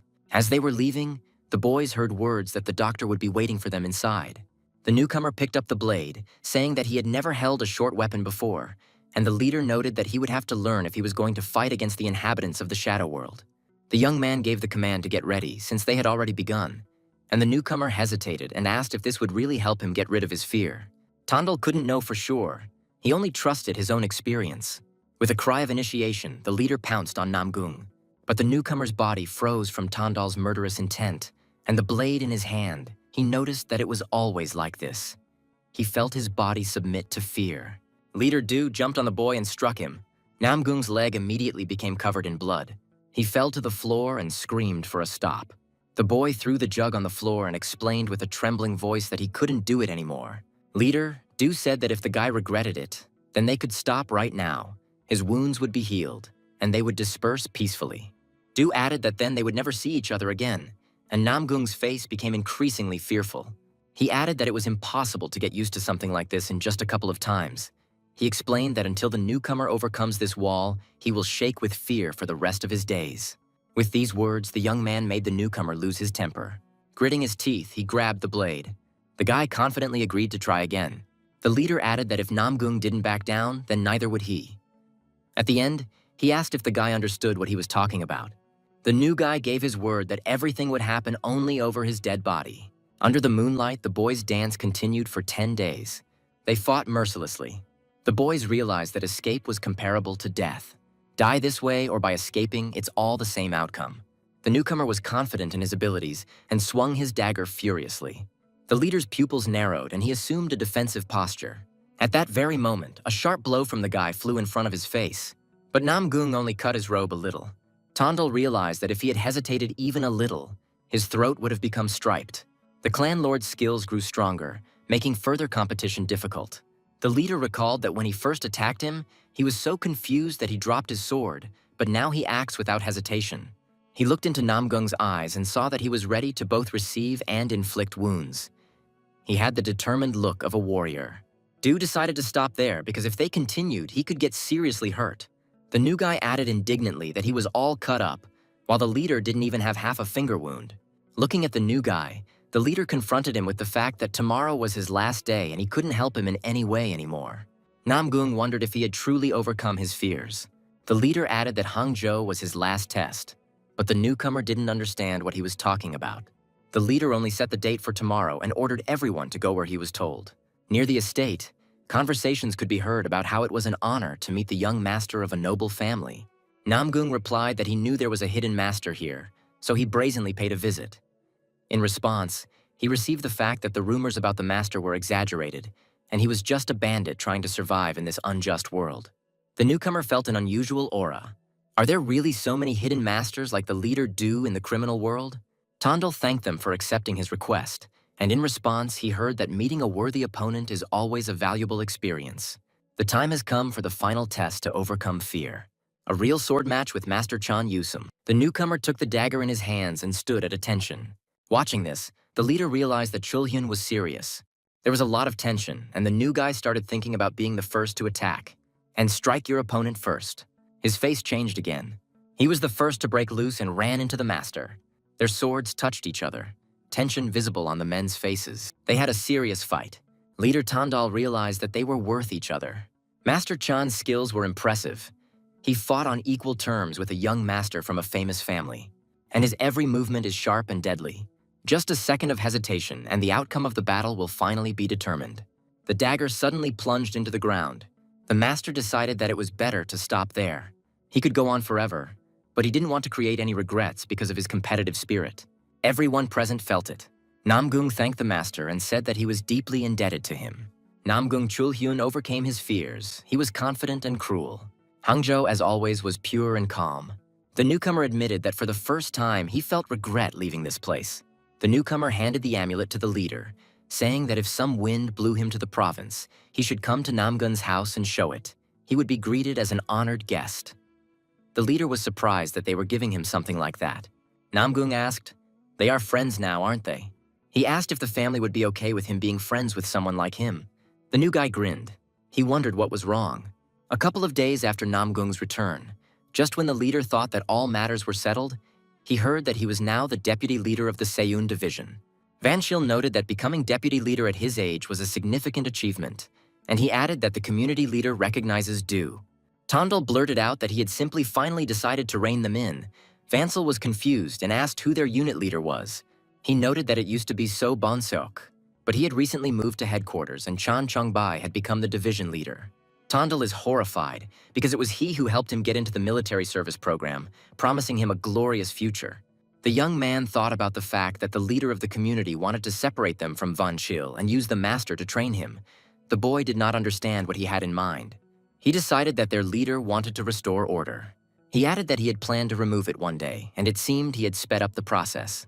Vanshil was shocked because he didn't believe that the leader was seriously planning a rebellion, and the kid only added that there was nothing surprising about it. The youth started to walk away and told the leader to just continue doing his job, and as soon as he was done, he would definitely let him know. He decided to take the opportunity to remove both the community leader and Chan, and also the skill of reading minds, which will make Chan a strategist in the criminal world in the future. Du returned to the estate. The elder noticed that the boy had an arrogance beyond the pale, and he decided to put him in his place. The elder spoke with the unit leader, who said that there was nothing to worry about. The leader of the unit was Jiang Chongbai, and he assured that he could subdue him. If the leader himself is afraid of him, then he must be crushed from the very beginning. The guy folded his arms. He said it was an honor to serve as the unit's honorable leader. The unit leader noted that the boy looked rather thick-skinned, but he clearly had a good lip. Chan began to say that Du had moved up to the position of deputy unit leader at the age of 18. He told him to try to impress everyone with his skills and offered him 100 pieces of silver per month. He added that the young man had been getting his head in the air lately, and that something like this shouldn't be a problem with his skill level. Is this enough to start with? Tondel began to talk about how the leader's younger brother had recently been arrested for raising his hand to a courtesan, and the leader did not understand how he knew about this. He smiled sarcastically and proudly said that he would rescue him, legally and without any problems. The young man in his past life was wildly afraid of the new leader of the unit. After all, he is not only cruel, but also meticulous to the point of being devilish, and he has also cheated the members of the community more than basic shamelessness allows. The young man stood there and planned to take it on one way or another. But now he had dug his own grave. And until he gets his mind-reading technique, he will be his most devoted ass-kisser. A few days later, it was decided to begin developing the coal mine in the quarries. All the prominent merchant guilds in the area gathered in Hangzhou to obtain excavation rights. The deputy leader of the merchant guild, Bei Dongchul, said that he only had hopes for the young man. Tondel thought that 100 silver was luck that an ordinary bandit would never see in his life. The deputy leader of the trade guild said that he just sits there, and the flow of bribes does not dry up. The man continued, regarding the rights to develop the mine, asking that a good word be put in for him with the magistrate. Leader Du was surprised and asked if he was feeding hundreds of mouths, or if he thought that such a sum would be enough because the leader was some kind of ragged person from the criminal world. The man started making excuses, but the leader just stood up and said that he shouldn't disappoint him the same way next time. He added that there is not much time left. Once again, we were faced with a familiar situation. 2 guards and large doors leading to the court. The judge immediately refused the request, slamming the book shut. He only said that Chan Sobayak beat the woman so badly that she was partially paralyzed, and he was surprised that he was being asked to release someone who did this to an innocent person. The young man said that he would settle the matter differently, but for now, he really needed to curry favor with the unit leader. The judge reiterated that he was being asked to hand the criminal over to lynching instead of a legal trial. The boy merely said that a legal trial would hold him for a year at most. He added that the judge would then be inundated with petitions from all sides, subjecting the poor woman to even more humiliation. The young man did not understand that the criminal did not at least deserve to have his balls cut off. The judge noted that he would be able to play the role of the people's avenger properly, and Tondel repeated that the criminal will get the full punishment. The judge clarified that they did not come to him empty-handed to ask for this. The young man told the judge to come to the stairway to heaven after work, because he had prepared everything necessary. It was already dark outside. The man noticed that the area was crowded today. This man was the magistrate's official, So Baekuin. The second man agreed and added that the local Sagaju was of exceptional quality. The man had thoughts in his head that the leader Du had made a huge mistake by refusing the 100 silver. He only wanted to buy a judge for his own peace of mind. But the truth is that 6 ministers who are responsible for distributing work are enough for him. The hostess exclaimed that she was glad to see Mr. Bei because they hadn't seen each other for a long time. The gentleman thought about how beautiful she was, because she was as good as usual. The gentleman asked the hostess if she would sit down next to him for at least a minute, then he would be ready to come every day. The hostess apologized and explained that she had been assigned another important task today. Everyone turned to look at her and asked in surprise if she was personally entertaining some guest. Everyone knew that the hostess never served a guest herself, because there was no honor in men who flew out the door because they desired her. The man asked if So was an official. The judge entered the estate and asked what brought them here. Everyone was stunned when they saw the judge. He added that he had not expected to meet Bei in a brothel, and he merely replied that he had no business nearby and had therefore gone away.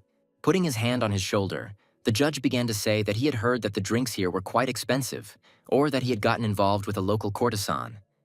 The subordinate was stunned and justified himself by saying that he had simply dropped in to look around. The judge turned around with words so that his subordinate could enjoy the view. The hostess invited her dear guests.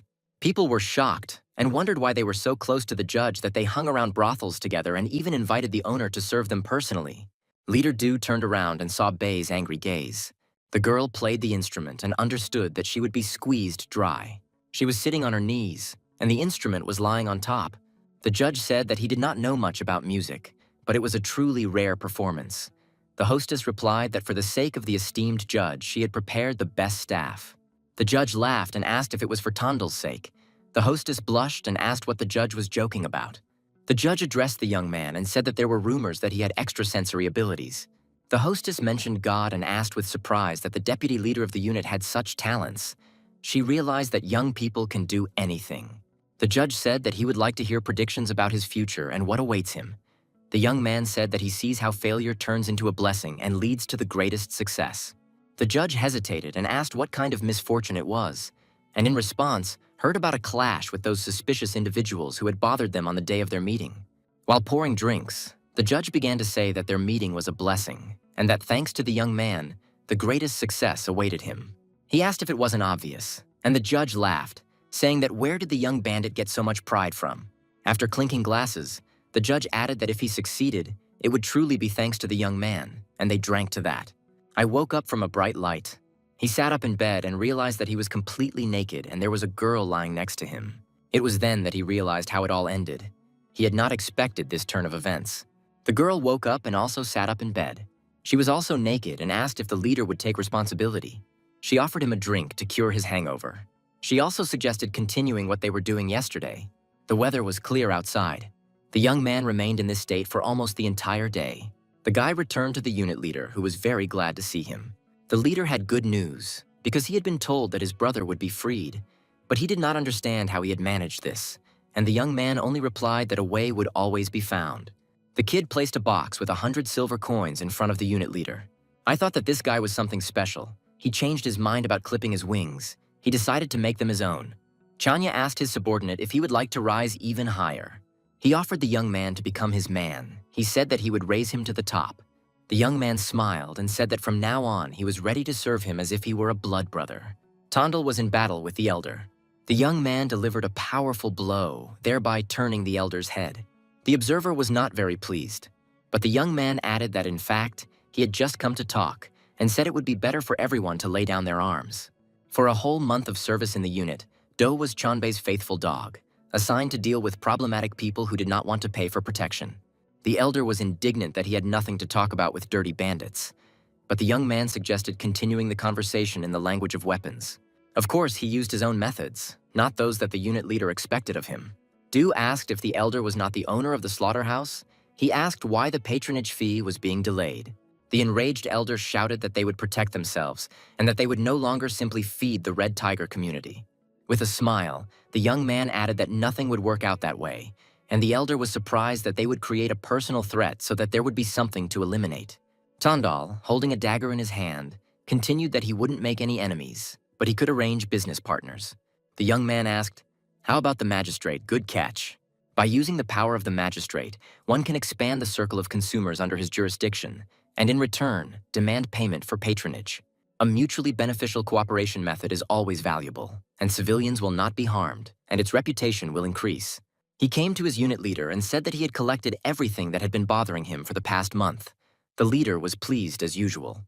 He turned to his subordinates and sternly told them that they should learn from the young man, and he added that the guys simply lacked experience. The leader laughed and mimicked the young man, then sent him home, and Tondal responded with gratitude. With every step he took, he realized that the time had come. It's time to part ways with him. The young man actually planned to harm Chan, but decided it would be better to simply kill him and throw him into a ditch. He walked and remembered what he had heard about him becoming a frequent visitor to the local taverns. Something made the guy stop. It was a menacing curse. The unknown man shouted that there was only one reason why the cute little girl was there at such a late hour. He explained that he would pay and asked how much. This man was Chan Sobaek.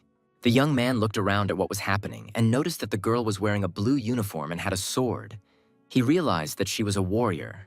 The criminal began to threaten the girl, but immediately noticed a hand approaching him.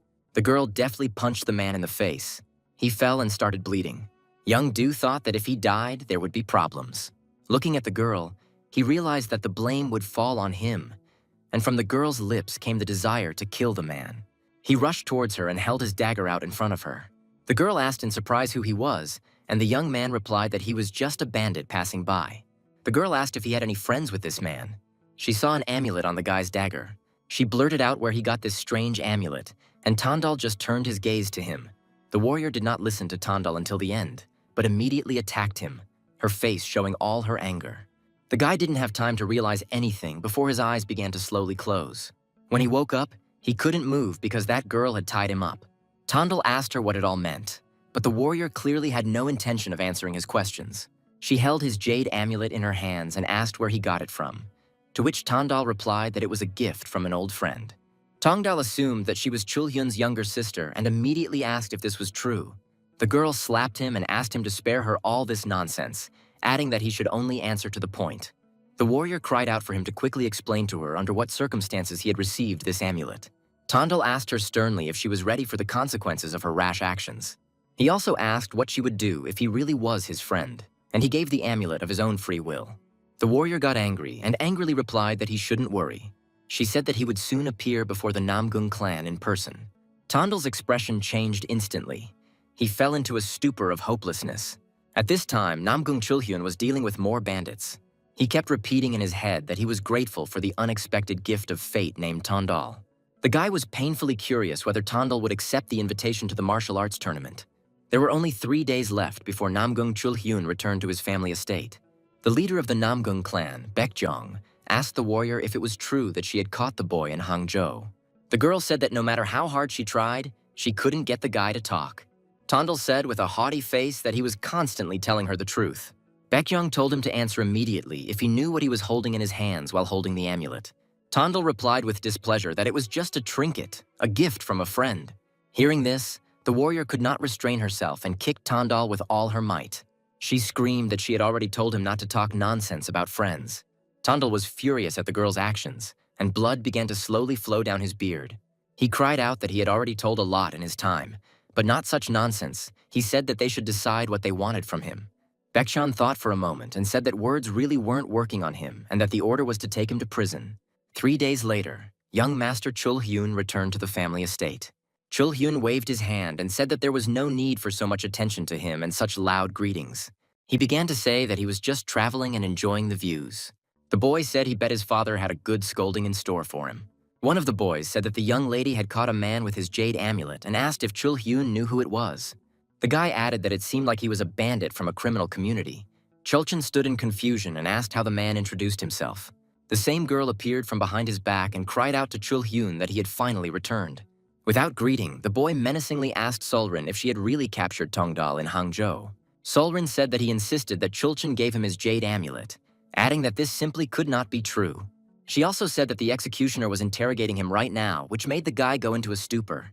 Chulhyun shouted menacingly at his sister that she was just a stupid girl. This surprised the girl very much. She even shuddered in surprise. The boy said that Tandal was his only best friend, and the amulet was a symbol of their friendship, with which he promised that he would be received at home as an invited guest. He indignantly asked how long Tandal had been in the estate, to which Solrin anxiously replied that it had been 3 days. Hearing this, Chulhyun jumped up from his seat, thinking that if he had been tortured for 3 days already, there wouldn't be a wet spot left of him. There were guards at the door, and when they saw the agitated gentleman, they said that it was not yet possible to enter inside. Chulhyun didn't stop for a second. He ran inside, listening to shouts from behind for him to stop. He ran and prayed that at least he would not be late, shouting Tandal's name. He stopped in front of the door and said his name as loudly as he could. Opening the door, Chulhyun saw Tandal in front of him, who was making barely audible sounds. Tandal was exhausted, covered in blood, with his head bowed. Tandal did not see anyone in front of him, but only repeated the same thing, that he was Chulhyun's friend. Chulhyun was already standing in front of Baekchan, who was telling him that it seemed like they had made a big mistake. Solrin panicked and said that it was her fault, that she shouldn't have ignored his words just because he was a criminal. A male voice came from behind them, saying that the head of the family was Dr. Huang. The man said that Tandal would remain scarred, but healing his wounds would not be a problem. He added that his acupuncture points were sealed for too long, as it lasted for 3 whole days.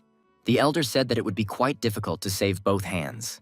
Chulhyun cried out that he needed to be healed at any cost. that he was ready to get any herbs that would be needed for this. The elder said that his muscles and large meridians could still be saved, but the small meridians were dead. The guy fell to his knees in despair. He was very upset by what he heard. Night fell, and Tondal was sent to a separate room. Baekchan apologized to Tongdal and said that it was his fault for what happened. The guy started laughing hysterically, because this had happened to him before. He felt like a cripple again. Baekjong said with difficulty that the Namgung clan would provide any compensation. Tondal sat in despair and firmly told them to give him back his hands. The guy flared up like a match and started screaming that he just wanted his hands to be okay again. Baekchan didn't know what to say. He felt so guilty. He asked him to rest and think about everything. Tondal was confused as to why this shit kept happening to him. Cholchin entered the room and slowly and hesitantly said his name. He stood near the bed and asked for forgiveness, saying that it was all his fault. Tondal said that the Namgun clan really is not governed by law, and that one can simply say that it is a pity without bearing any responsibility whatsoever. Cholchin, drawing his sword, said that he would be responsible for everything. He added that he might not be able to give him his hands back, but he would at least be able to atone for his guilt a little. The guy cried out that he was really sorry. Solrin appeared out of nowhere, snatching his sword from his hands. She was furious at what was happening. Chulyun yelled at her to leave because it had nothing to do with her. Solrin told him to cut her hands, that the responsibility for this was solely hers, for which a slipper flew straight at her head. Tondal was furious, asking if they were really going to reattach his severed hands later, saying that it wouldn't change anything. He asked for a carriage to be brought to him as soon as possible so that he could return to Hangzhou. Solrin suggested that he get some more treatment, but Tondal aggressively insisted on his own. He wondered if killing the girl would make him feel any better. The sword fell to the floor with a crash. Tondal didn't even think of staying for an extra hour. Solrin felt uneasy, covering her face with her hands to hide her tears, calling herself an idiot. Chulyun keeps repeating the same thing, that he must atone for his guilt. Tondal walked with the thought that he just wanted to end it all, but even for him, it was somehow too unfair. He was upset that if the fact that he was crippled came to light, all his work would go down the drain. The guy decided that before this happened, he needed to make as much progress as possible in his plan. Tondal cried out that he was begging the doctor to patch up his hands somehow. Entering the room, he noticed some strange guy sitting on the floor. The guy with a smirk on his face, looking at Tondal, said that she was still alive after all. Morning came, and Cholchin couldn't stop thinking about how he could atone for his guilt. He came to Baekchan. He said that he would go to Hangzhou and become the hands of Tongdal, adding that this is the only way to atone for sins before him, for everything that happened. Baekchan was outraged at what kind of honor could there be when they responded to goodness with evil. A voice came from behind Cholchin saying that his brother was right. The guy turned his head slightly to the side and noticed a girl with a mask on her face behind him. It was Solrin. Only her eyes were visible behind the mask, and they showed the girl's seriousness. She said that the one who was to become the hands of Master Do was not her brother, but she, adding that this misfortune would not have happened if she had not grabbed him. Holding the dagger in her hand, she brought it to her hair and grabbed a strand with her other hand. After cutting off her hair, she said that Namgung Solrin was already dead. The guy held Tondal's hand and looked at her and said that it would be quite difficult to fix. He added that this disease is not a death sentence. The doctor said that healing was impossible, but one should not expect too much. Tondal replied that if he did not heal him, he would go down with him. He added that he would pay any treatment costs, as long as there was a result. The doctor fixed his gaze on Tondal, saying that he did not think he could pay for everything he asked. The next day came, and Tondal finally returned to Hangzhou. Tondal folded his arms across his chest and told the boy to consider himself back from the dead. The boy anxiously asked who the woman was who had killed his brother and disappeared along with Tondal. Tondal began to apologize, saying that he thought he had stopped her and that he was very sorry. The guy noticed Tondal's hands, to which he replied that the same person had done this to him. Tondal paused for a moment and said that she was the daughter of the Namgung clan. The boy was outraged that his brother died for hitting Namgung Solrin. He chuckled and said that his brother had dug his own grave, adding that Tondal had suffered greatly and should rest. The boy began to think that he had planned to keep it with him and use it, but if Tondal was now crippled, it was no longer necessary. Opening the drawer, he realized that he had already received a treasure more valuable than he. He looked at the book that contained the technique of mind reading. Chan Yusom, Tondalia later told, was no less shocked by what happened. He did not understand how representatives of Orthodox sects could commit such atrocities. Tondal exhaled and said that he would get over it, that all bandits have a story. But he understood that in any case, he could no longer do everything that required physical activity. Chan Yusum said that from now on he would become the bodyguard of the deputy leader of the Do unit. He added that he was completely serious, that he already lived in a rather dangerous world. Chan Yusum noticed another man behind Tandal, staring at him intently. He turned his gaze to Tandal and said that he would step away for a couple of minutes. Approaching the stranger, he cautiously asked who was standing in front of him. It was Solrin. She was looking intently at Chan Yusum and remained silent. Solrin said that she came to see Master Do. Chan Yusum immediately asked what she wanted from him. Upon hearing the conversation, Tandal immediately told the girl to go inside. Chan Yusum did not stop looking at the girl. He followed her with his gaze.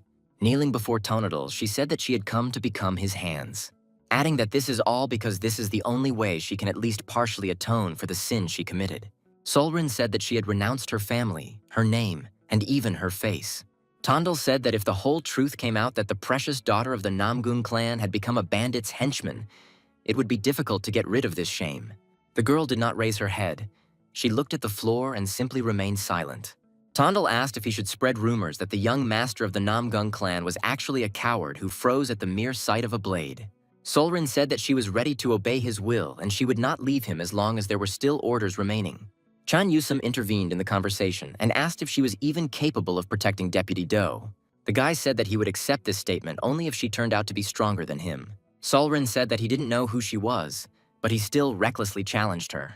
Chan Yusum slowly began to draw his sword, saying that she had misunderstood him. His eyes were filled with rage. He said that this was not a duel, that he just wanted to finish her off. Solrin began to look intently into the guy's eyes and asked him why he did this. Chan Yusum asked if she would not wish death on him if someone took away her father's hands. The girl grabbed the sword and said that he was right, but she did not have the right to die yet. The guy said that the hands were not given the right, that one cannot swing a sword without the will of its owner. Solrin stopped immediately. She even felt a little uneasy. She turned her head slightly towards where Tandal stood. She asked him if she could join the fight.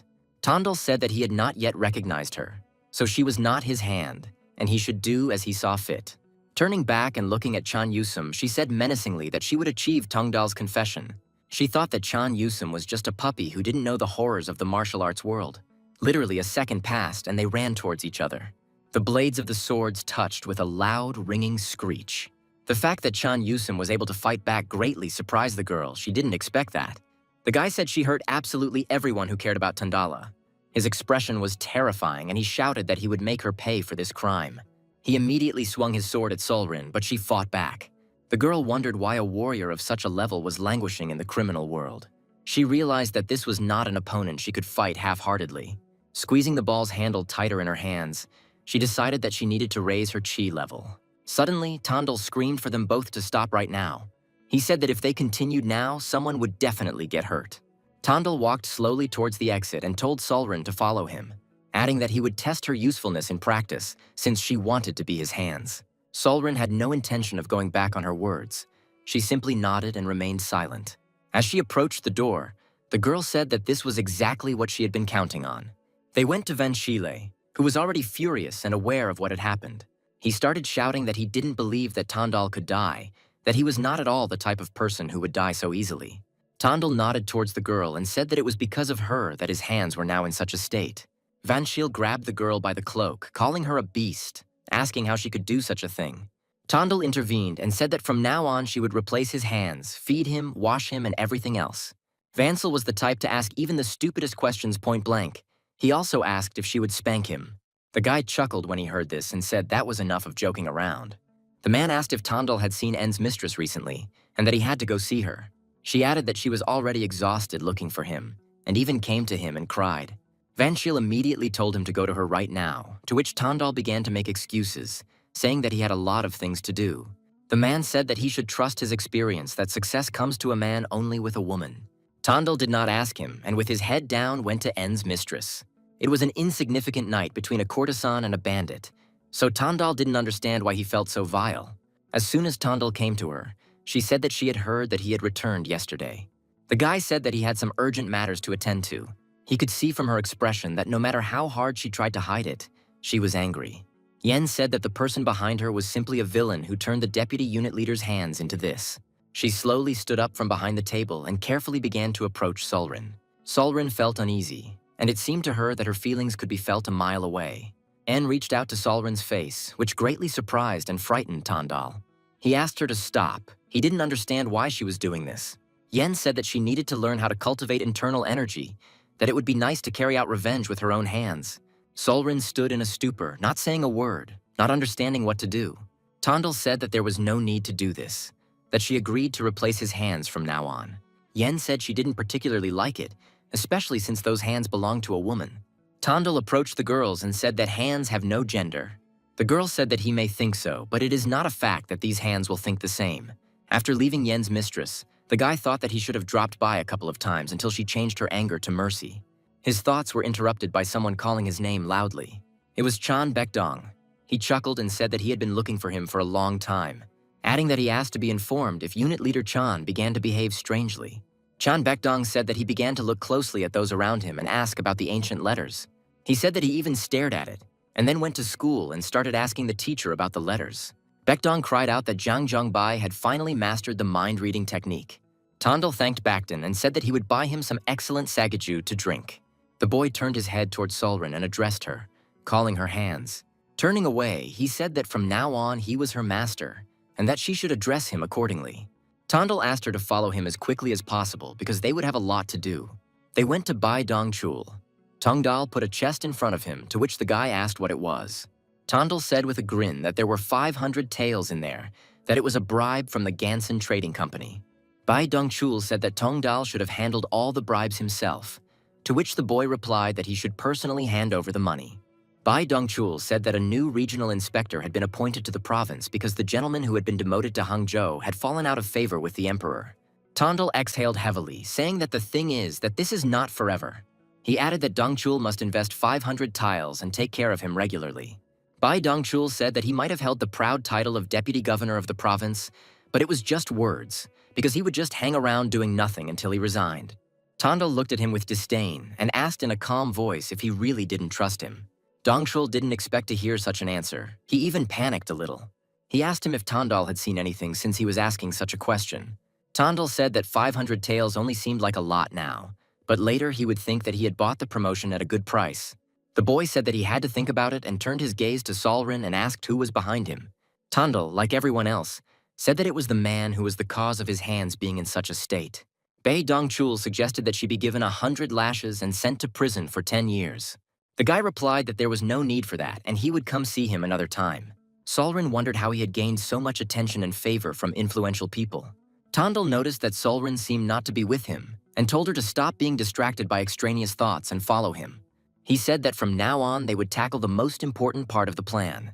It was deep night. There was not a soul on the street, only the rustling of the leaves of the trees. Chang Shangbei was reading a mind-reading technique, saying that some guy seemed to have dug something up. He thought about the nervousness and guilt he felt from Baekdong, and realized that after learning the mind-reading technique, he could see right through everyone. Zhongbai decided that Baekdong was just Tongdal's henchman and nothing more. Suddenly, he shouted towards the door that he had already called Baekdong to him a long time ago, asking why he was still not here. The door opened slightly and the man said that Baekdong had stepped away for a moment, adding that he said he had a very important matter to attend to at the Guanghua brothel. At first, Zhongbei screamed to be dragged to him immediately, but then he decided that he would find him himself. He walked down the dark street, his face showing how angry he was. Zhongbei thought that with his mind-reading technique under his belt, this street was no match for him. His thoughts were interrupted by someone stabbing him right in the neck. From the strong blow and hitting a certain point, Zhongbei immediately passed out and fell to the ground. The blow came from Solren, and Tondal watched with a grin. Tondal said that owning the treasure alone is the most terrible crime. He started laughing and said that there was no need to be offended by him, that it was worth walking with him for just a minute. Chan Baekdong was Tongdal's colleague and friend, like a younger brother. He had one secret, and that was a tiny mole under his nose. After some time, Zhongbei began to come to his senses, barely keeping his eyes open.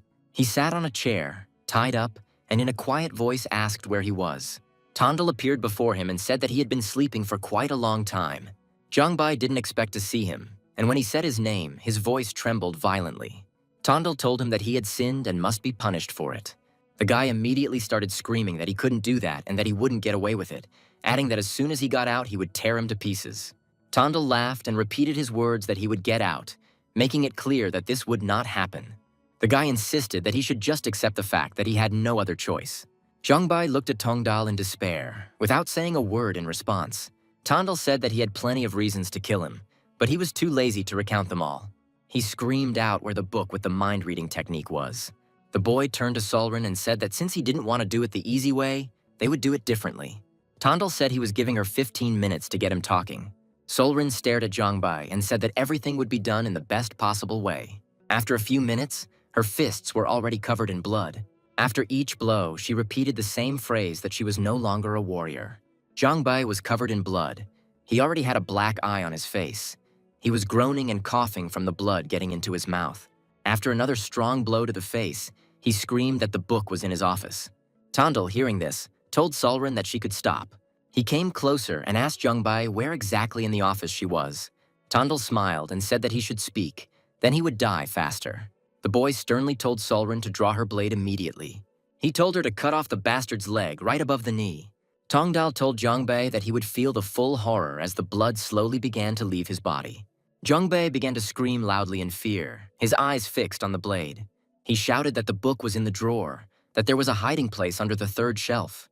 Tongdal turned away and said that he should have said so right away, then he wouldn't have had to go so far. Approaching the door, the boy ordered Solren to kill Zhongbai.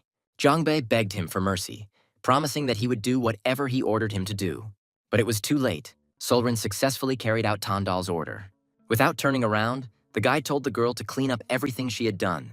The hat and mask, and in general the whole of Solren were covered in blood. She stood in one place for several seconds, realizing everything that had happened. She dropped her head sharply. It was very difficult for her to comprehend and let go of the situation. As Tongdal went upstairs, he heard loud, terrible sounds of vomiting behind the door where Solren remained.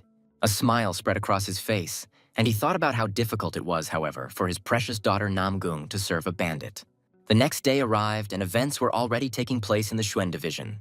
Solren and Tongdal were in Zhongbei's office. The girl found that very hiding place, but it turned out to be locked. She skillfully broke the box and handed the book to Tongdal. He looked at it with relief. This is the mysterious Talmud that he regretted most of all in his past life, and remembered it even on his deathbed. Chan Chungbei seemed almost like a demon to Tongdal at the time. After just a couple of minutes of conversation with him, he already knew everything about his victim. Tongdal sat at the table for a long time, reading the mind-reading technique. His eyes began to close on their own. Solren turned to him and said that it was already late and time to go to bed. The guy was a little surprised. He didn't even notice how quickly time flew by because he was so engrossed in reading. He sent Solren off to rest, adding that he was not going anywhere else today. Tongdal waited for the girl to come out, literally peering into every millimeter of the crack. He thought that whoever came up with this technique must be a genius born once in 100 years. Reading absorbs the mind and time completely, but it will take more than one night to comprehend and remember everything. Tongdal understood that in order to absorb the Red Tiger community, he needed to master the technique as quickly as possible, at least by 30%. The guy understood that very soon that very bastard would appear. Qinwu was informed that his brother had been released from prison, which left him in great shock. He anxiously asked where he was now, to which he was told that he had arrived in Hangzhou. Cho Huanyang, the elder brother of the community leader Cho Qinwu, is called the People Killer and has been rotting in prison for the past 10 years. If he hadn't ended up behind bars, he would have definitely become the leader of the Red Tiger community. Qinwu was furious, not understanding why he couldn't just die, now that he was making honest people nervous. Suddenly, the man collapsed on the floor screaming. A shot rang out, and he died immediately. It was Cho Huanyun, with a menacing expression on his face as he greeted his brother. Qinwu jumped up and screamed in horror and fear, not understanding what to do now.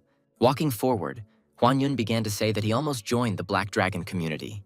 He offered his brother a drink and some rest in a brothel with the guys, and then immediately told his brother to take care of it properly. Huanyun made sure everyone brought plenty of drinks and pretty girls, and everything had to be free, of course. He said with a smile that he hoped Qinwu had had enough of playing king in his absence, adding that the true king had now returned. The man grabbed his brother's head with one hand and simply sneered in his face.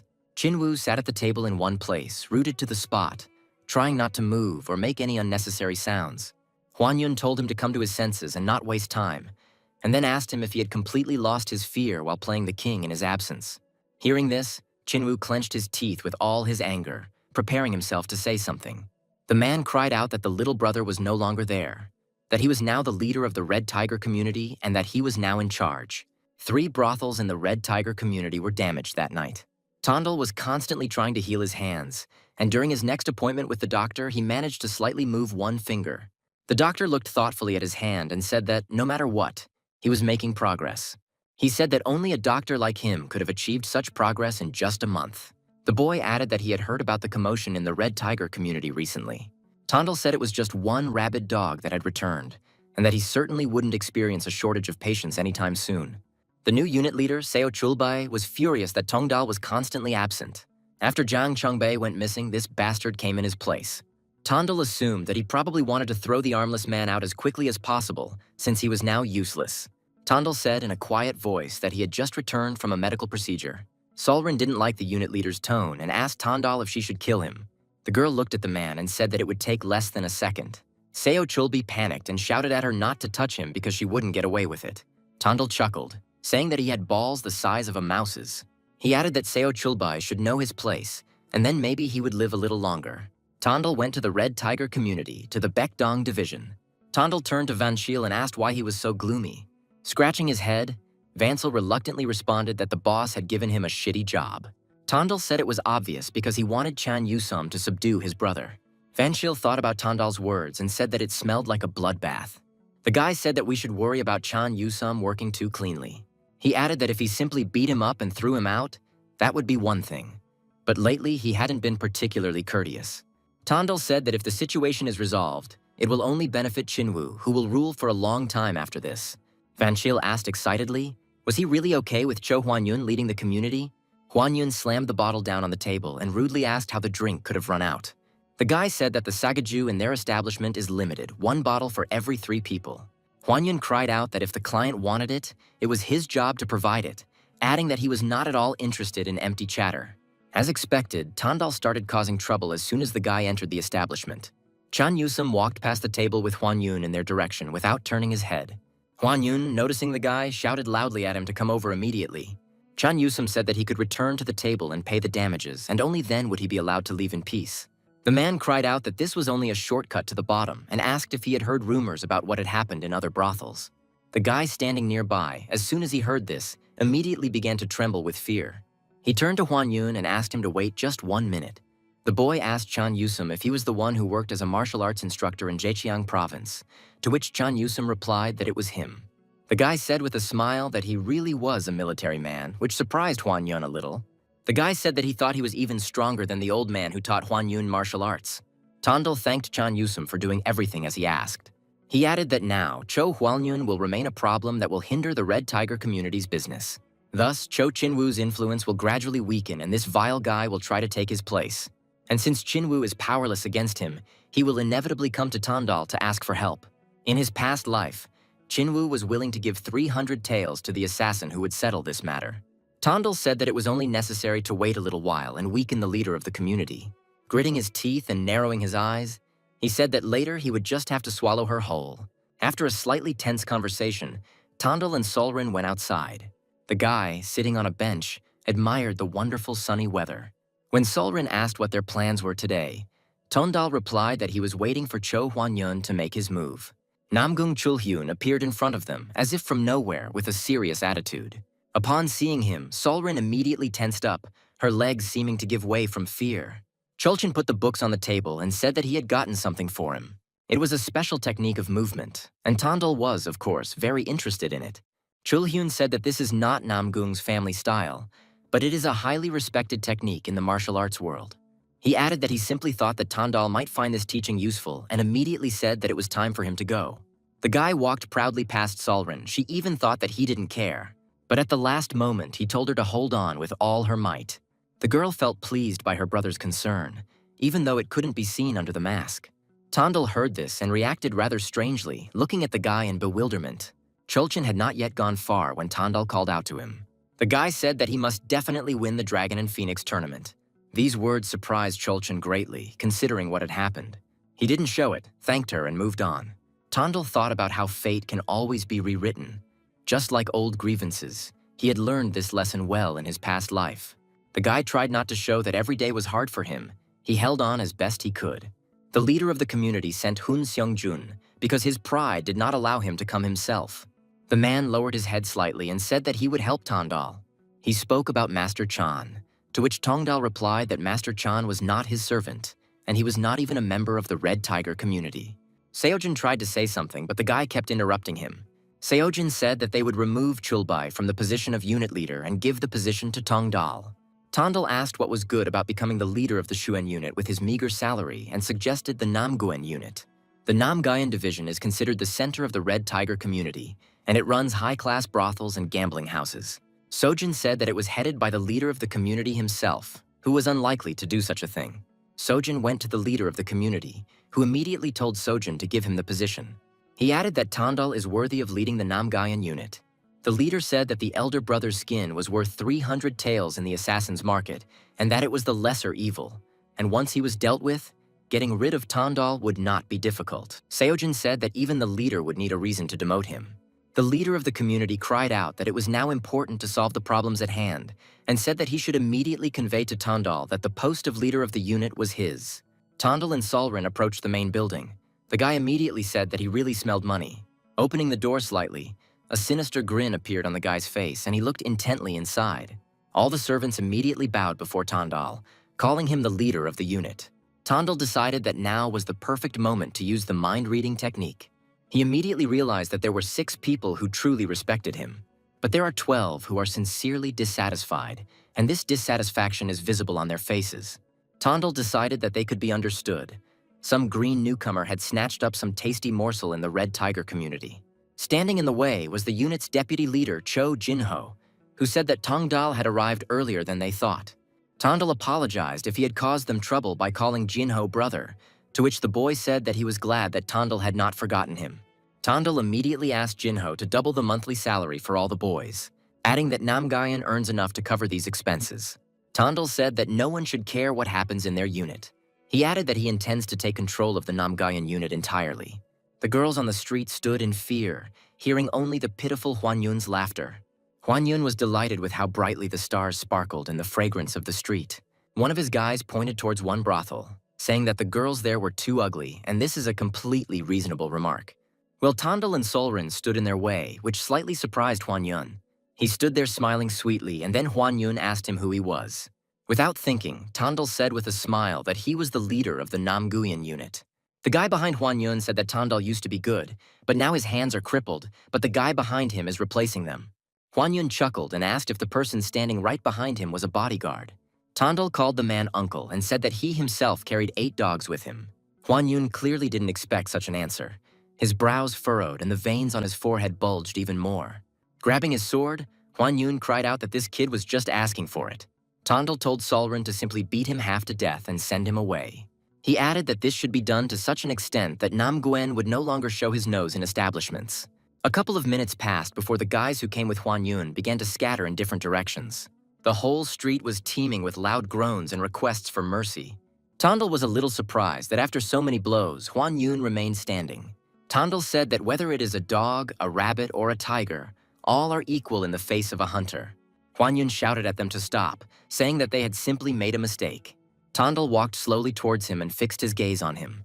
He said in a quiet voice that if he saw him again in Namguen, he would communicate with his blade. Tongdal said that if he kept his distance, he himself was not going to seek a meeting with him.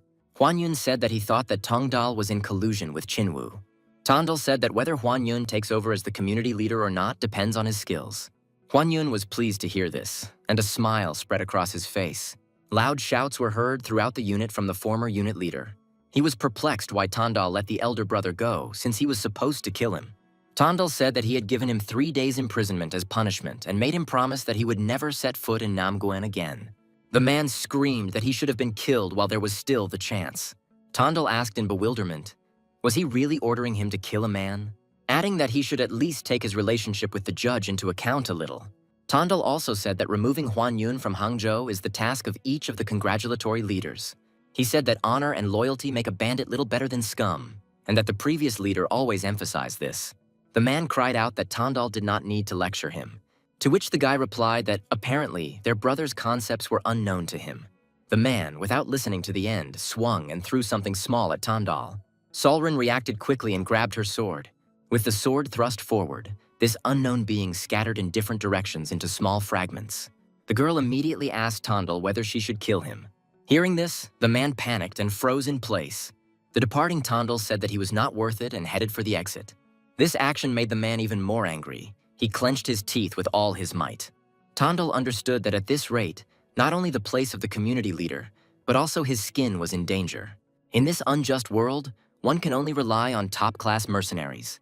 The next day, Solrin helped Tondal practice the technique of movement.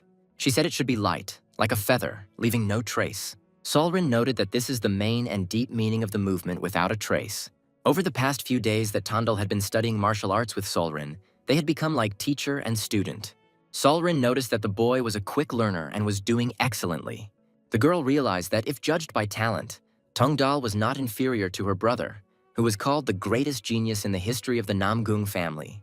Someone behind Tondal addressed him. It was Vansel who asked if he was busy right now. Vanshil said that it seemed the community leader had finally turned to martial arts experts. Tondal said it was expected because he had no other choice. Vansel said there was no point in worrying about him, but still asked him to be careful. The man asked if Tondal had already heard the news about the Henju Street office. Vanshil said that he and his leader were from the same stream. The poor guy was recently arrested on suspicion of murdering a courtesan. Tondal remembered that in his past life he was also tied up, which is why Vansel whined without rest for weeks. The man began to say that this guy was kind to the ladies, that he never raised his hand against any of them.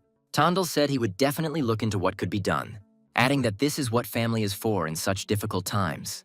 He thought that, given how much Tondal already owed him, he should take every chance to pay him back. Vansel called the guy an asshole because he knew how to touch the heartstrings. Tondal literally immediately went to the guy who was already behind bars. The guy screamed in despair that he loved this girl so much that they even promised each other to eat and walk together. Tondal knew that emotions could be read not only on the face, and also by the nervous twitching of the Adam's apple, the hunched shoulders and the trembling knees. Tondal realized that this guy was telling the absolute truth and that it was complicating things. Without thinking twice and without expecting anything, Tondal decided to go straight to court. The boy went to the judge and asked him to delay Bayek Chanshik's trial. He added that this simply had to be done because Chanshik was innocent. The judge exhaled heavily and asked if he was really aiming to become a judge now. Tondal turned to him and said that the judge was hiding something from him, asking if he was right. The judge turned his head and said there was no reason to hide anything. Tondal said the judge decided not to bribe the provincial inspector. He added that if he wanted to remain a judge in Hangzhou for the rest of his life, he should save his money. The judge cried out that he would definitely give everything back, but then asked how he knew that he had not sent the money. A wide smile appeared on Tondal's face. Tondal said that it was probably all because of his supernatural gift. The trial was postponed for a decent period of time.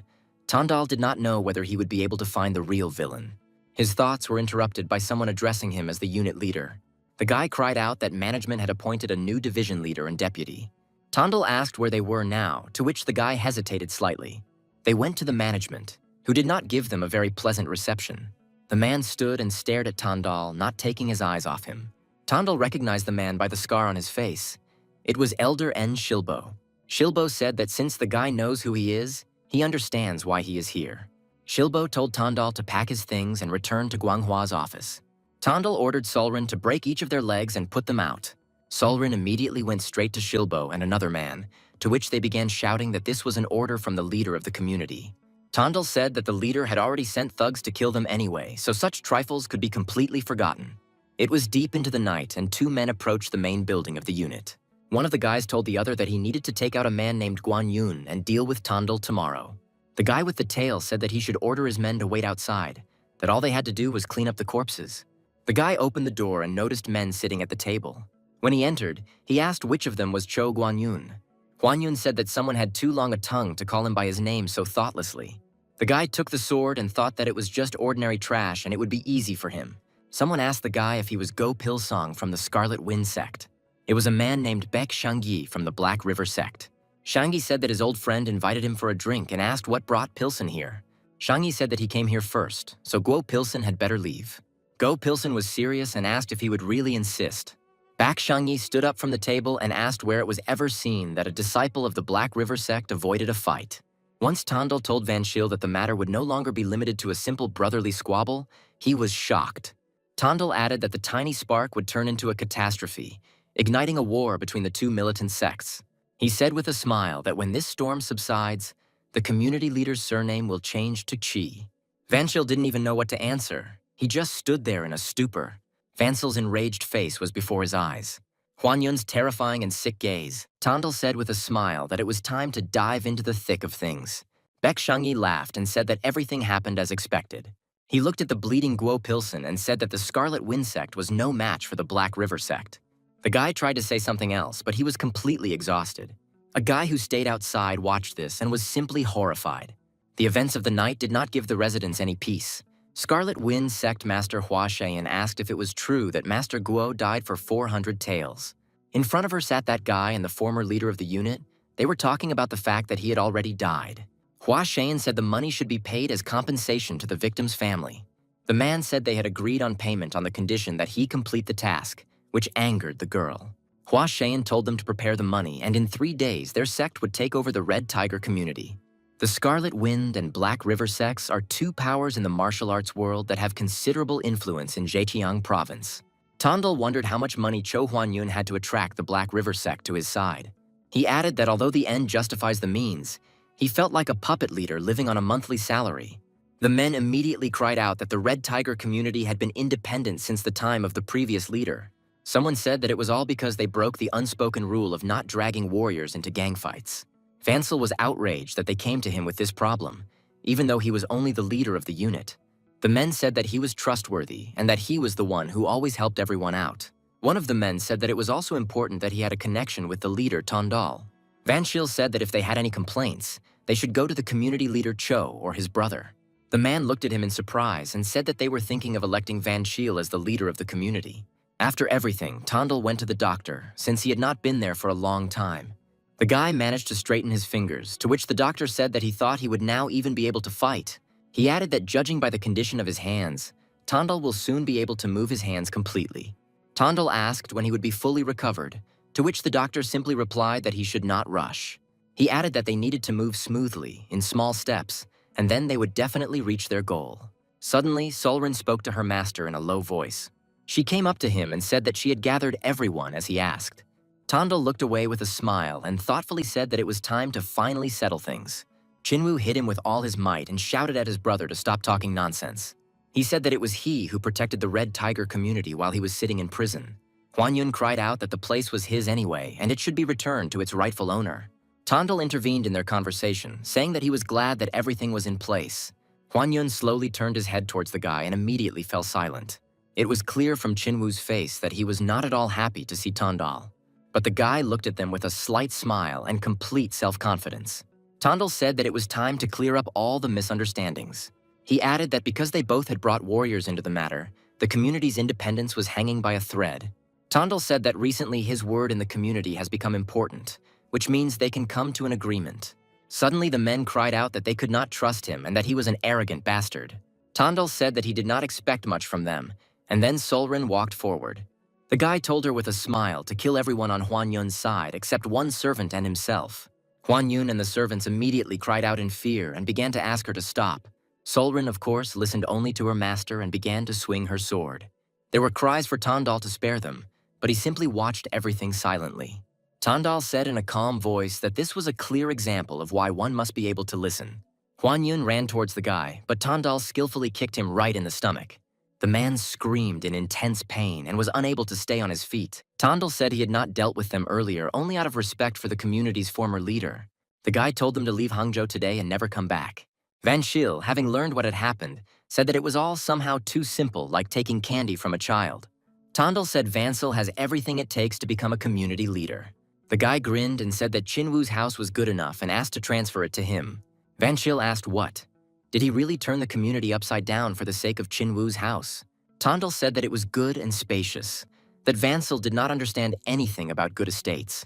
Vansil said that if that was his plan, then he should have a place in it too. The guy asked not to involve him, but just not to forget to pay him extra. The Scarlet Wind and Black River community was left with nothing, as both brothers disappeared overnight, and the sect leaders each received a letter. Bayek Juil, the leader of the Black Sect, read a letter that stated that the new leader of the community insisted on a personal meeting. Baek Juil said that he was the one who led the community overnight, adding that he simply needs to be put in his place in their manner. Thus, both sects accepted the invitation, They consider them to be only a frog in the face of a snake. Tondal said that it would not be easy to settle this case in the same way as the cases of Cho Chin-woo and Cho Hwan-young-lee. Solrin asked what they should do now in that case.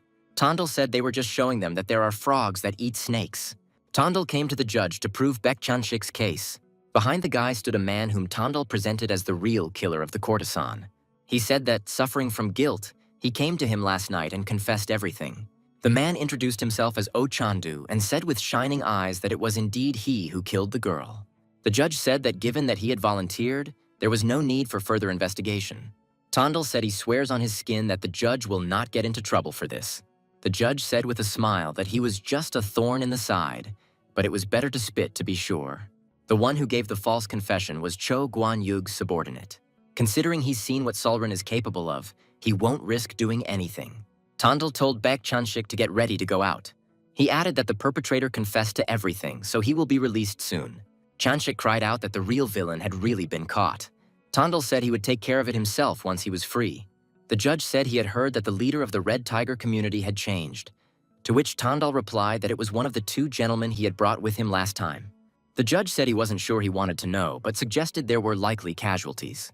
He added that if they are not found, then that is a different matter. Tondal said that he did not become a leader because it was too much trouble to become the emperor of the night. Being the leader of the underworld was not necessary. The judge chuckled and said he was sure Tondal was getting plenty of money. Tondal invited the judge to come to his house that night, which left the boy perplexed. Tondal smiled and said that he wanted to show him something, that he just needed to come. Baek Juil arrived as invited, his hands in his pockets and his stance confident. With a serious, even slightly aggressive attitude, he asked why they were there. When Van Shil took over the community, Tondal became the coordinator of the Red Tiger community. The guy said that they needed to deal with the disturbances that Guan Yun had caused, adding that he was sure that their sect was now targeting the community. Baek Juil said that their actions were a response to the provocation from the Scarlet Wind sect. Tondal said that if their actions were merely a response to a provocation, they would not have gone all the way to Hangzhou. He added that if the Red Tiger community is involved, it is his business. Baek Juil asked, were they really going to fight the entire Black River sect now? To which Tondal replied that if they wanted to, they would do so. The guy thought it was funny, because even if 100 criminal organizations united, they would still be unable to do anything against the Black River sect. Tondal suggested that they settle the matter here and now since they found his statement ridiculous. He proposed that 2 from each side fight, and the losers would leave with nothing, adding that if they lose, they will support the Black River sect with all their might. Tondal said that they were ready to pay the Black River sect tribute with all bonuses minus the costs of operations. Baek Juil asked if they would really keep their word of the agreement. Tondal said that there would be a witness for them, so they don't have to worry. The judge's voice came from the crowd and said that he already liked everything. He said that one can only watch fire and fights forever. Tongdal introduced Baek Juil to the Hangzhou city magistrate. Baek Shangyi immediately said that he was indeed from the magistrate. Tondal asked the sect representatives whether the judge, as a witness, had convinced them of the honesty of their intentions. Baek Juil didn't let Shangyi say anything and said that they should trust in their skills, not their premonitions. Baek Shangyi immediately said that he would take the lead position. He turned to Tondal and asked who was coming from their side. Chan Yusum said that Solrin would go, to which she said that Mr. Chan should go first. Tondal was outraged that Chan and Solrin, in front of everyone, could not decide which of them would go first. Chan said that he takes on the strongest, and it is obvious that the first participant is the weakest. Baek Shangyi cried out that they were all just bastards, gritting his teeth in anger. Tondal told Solrin that she would go first and that he would give her the final fight tomorrow. Someone from the sect said that they were all just obsessed with martial arts. As Solrin stood in front of Shanga, Tondal said that they could start slowly. Solrin turned to her master and asked if she could kill him. Tondal asked her with a smile not to make more enemies for herself.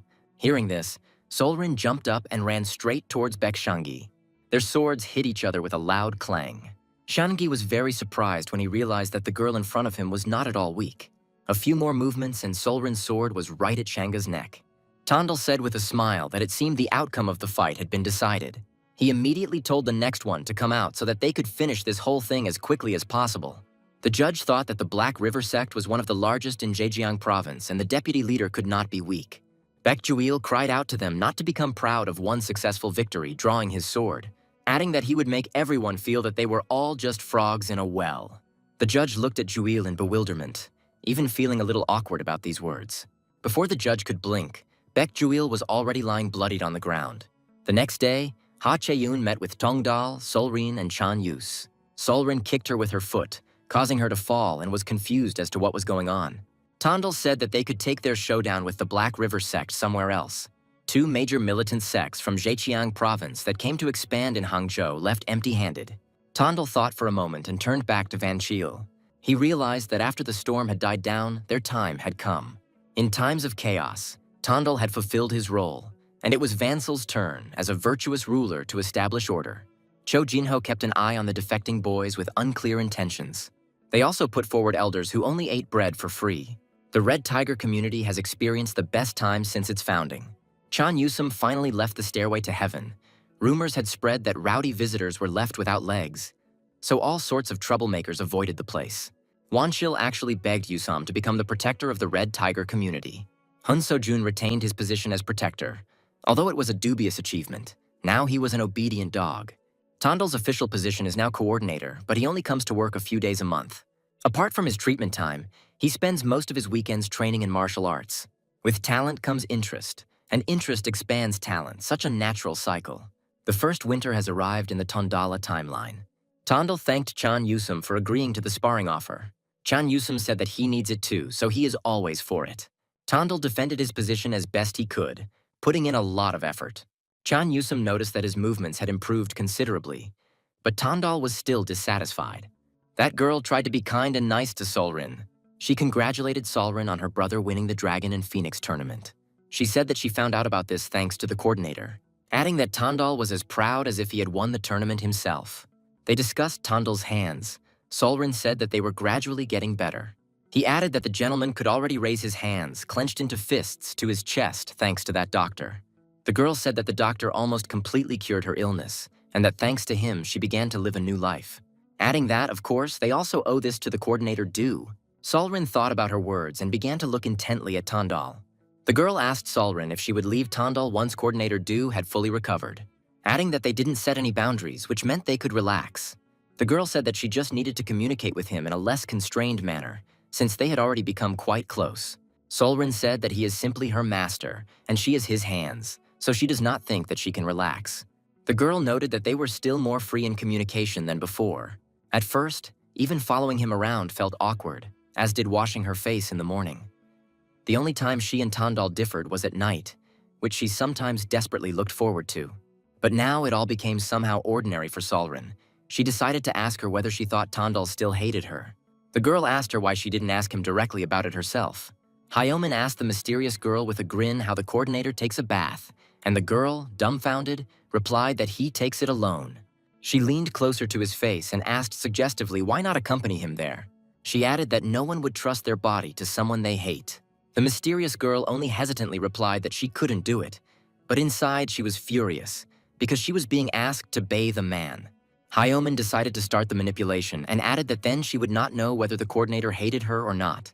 The master and the young man returned to the girls, and upon seeing them, the girl asked whether they had finished yet or not. The master turned to the girl in the mask.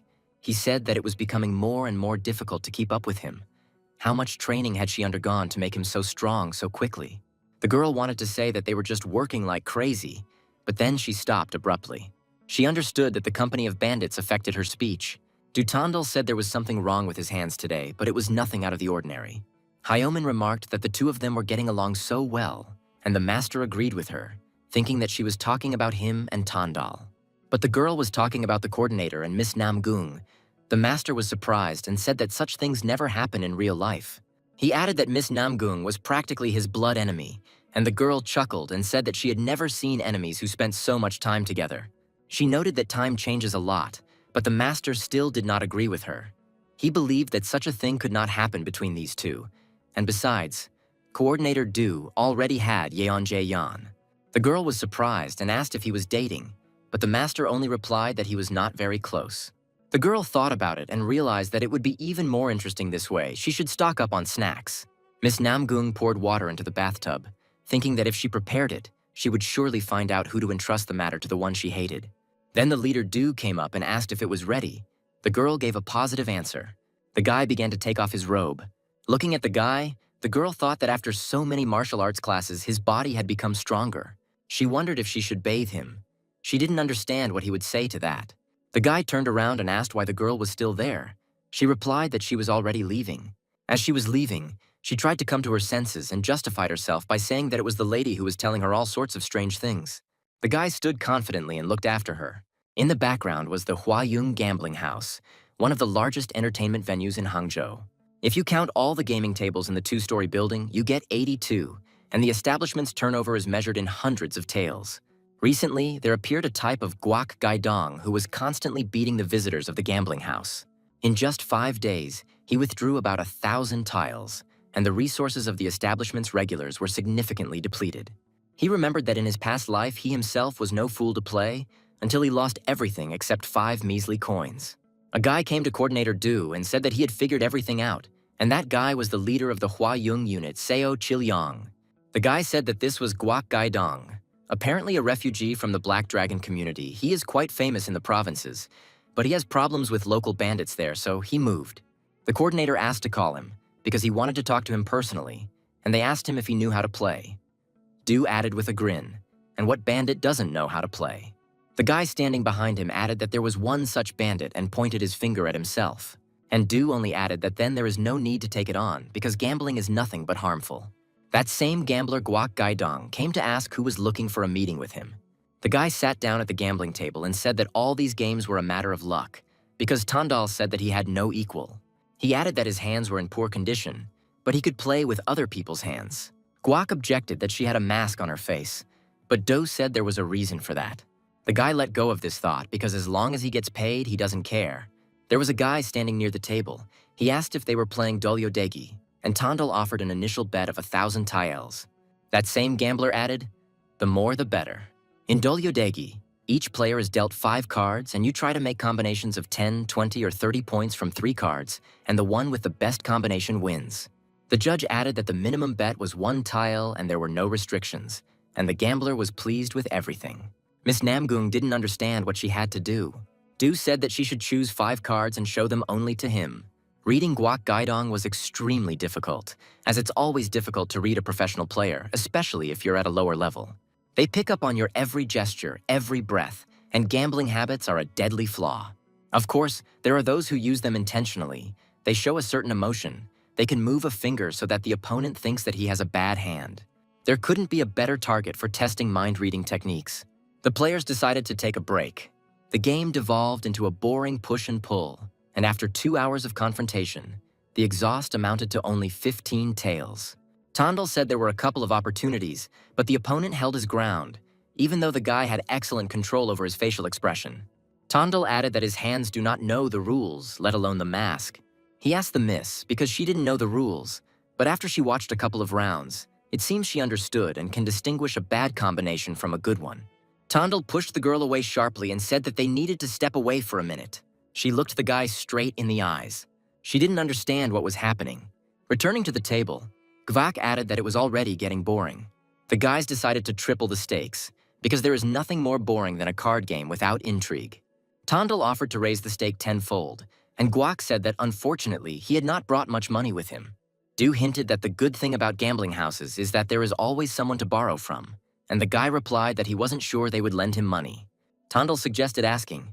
After all, he had already discussed this with Chilean, so the loan was not a problem after all. Gambling houses and moneylenders are connected. The gambler thought about it because he had never lost before and had even successfully caught swindlers red-handed. Moreover, as long as he has such a prompter, he will never lose. Laughing, the boy Gwek said that luck was on his side today. But Tandal simply confidently replied that the winner has the last laugh, and the second round, however, had to be thrown out. Gwek said with a hint that they would see who else would win. Miss Namgung's look changed greatly. The opponent exclaimed sharply that Du had a bad hand because the mask didn't hide everything, and yet the gentleman looked promising. What a pity. The opponents decided to raise the stake to 10,000 taels. Tandal realized that Gwek now intended to play for high stakes, and if you stick to one rhythm, then the enemy might suspect something. Tandal decided to strike first and bet 10,000 all in. The enemy was surprised. He thought that Do had been dealt a solid hand. Tandal simply said that to find out, you just need to back the bet. The total cost of the tickets is about 8,000 taels. It's such a big bet, but isn't it too hasty? Tandal said that his opponent was talking a lot, pretending to be in control, but it was obvious that he was getting emotional. But Guan decided that he had to call the bet. The guy jumped up and said that he had a child, and Tondel, with a grin, ordered that the cards be shown to the enemy. The girl began to lay out the art on the table. There was an identical pair of cards. Guek didn't understand how Du managed to get Shandeng. He didn't understand how this happened. After all, Miss Namgung's eyes clearly indicated a lousy combination. But when the couple walked away to talk, Tondal said that when he stepped on the girl's foot, she should remember the day when he was locked up in the Namgunov torture chamber. At that moment, her face also changed, and the guy added that this was the most appropriate facial expression. Tondal asked if his opponent had any money left. He wanted to play one more time. Black Dragon Community Seohyun Division. The leader of the Sohen Buyin Jisoo unit didn't understand how 5,000 tiles came to be. Tondal added that this was how much Guek had lost to him in one night, and he said that Du could get his money if they came to the community. The community leader said that Guek Gaidong was a bastard because he was sent to clean out this gambling house, but ended up getting cleaned out himself. Tondal asked who sponsored the guy in gambling, and he replied that it was the leader of the unit who was standing in front of them. The guy asked under what conditions this happened, and his opponent replied that he received 50% of the profit. Seo Hyun Bowen Jisoo exclaimed that Guek was a useless weakling. He added that he didn't care and that he wouldn't pay anything for this loser. The guy tried to say something, but they shut him up because he promised that he would never lose. Tondal understood and said that they had sent a professional to the gambling house of the Red Tiger community to make a fortune. The guy started moving towards the table, saying that this was called a setup and that now he was refusing to pay the bills. Tondal said that this was no longer just a setup but a declaration of war, but the community leader said that the guy was just talking nonsense. He added that they should take this jerk with them and ask him for money since the Black Dragon community has no business here. The young man added that a bandit without loyalty and a sense of duty is simply scum, and in the community there is neither one nor the other. He added that the main leader of the community should prepare for war. The leader of the Black Dragon community, Sun Daeshan, said that it was not worth starting a war with the Red Tiger community over such a trifle. The man added that his income had been disappointing lately, and the community leader said that an IOU could be drawn up for that amount. The Red Tiger community will not start a war without reason, said Black Dragon Elder No Dalbo, adding that they had only recently sorted out the mess caused by Cho Huan Yun. The community leader asked why the Scarlet Wind and Black River sects took them into account. After all, the Red Tiger certainly has fangs that he has not yet bared, and even the district judge favors them. The elder asked how much money they had at the moment, and the head of the community did not understand. He seriously intended to pay now. If there was another way to avoid a war that they would obviously lose, then speak up, don't be shy, the elder added. The Black Dragon community eventually agreed to give up 3,000 taels and their mountain house on Yongguyan Street. 1,000 taels would go to compensate for the losses of the Huayong unit.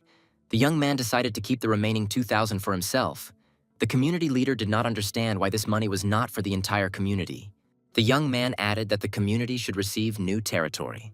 Tondal replied that in order to live like a true king of the knights, he needed money and intended to drop by the magistrate's office. The community leader added that he considers the young man to be the only bandit who walks around the magistrate's offices as if they were his own. Tondal asked if the judge was going to see the regional inspector in 4 days, and the man agreed, since the inspector's birthday was coming up. Du told Miss Namgung to take the money and added that according to the signs of the heavens, there was so much time left. The judge only added that he was under his thumb, and who would want to bow and scrape to a demoted capital official? The judge added that in any case, there was no need to run and shake money right now. His day was relatively free. He offered the guy a drink at the stairway to heaven. The young man remembered something and immediately agreed.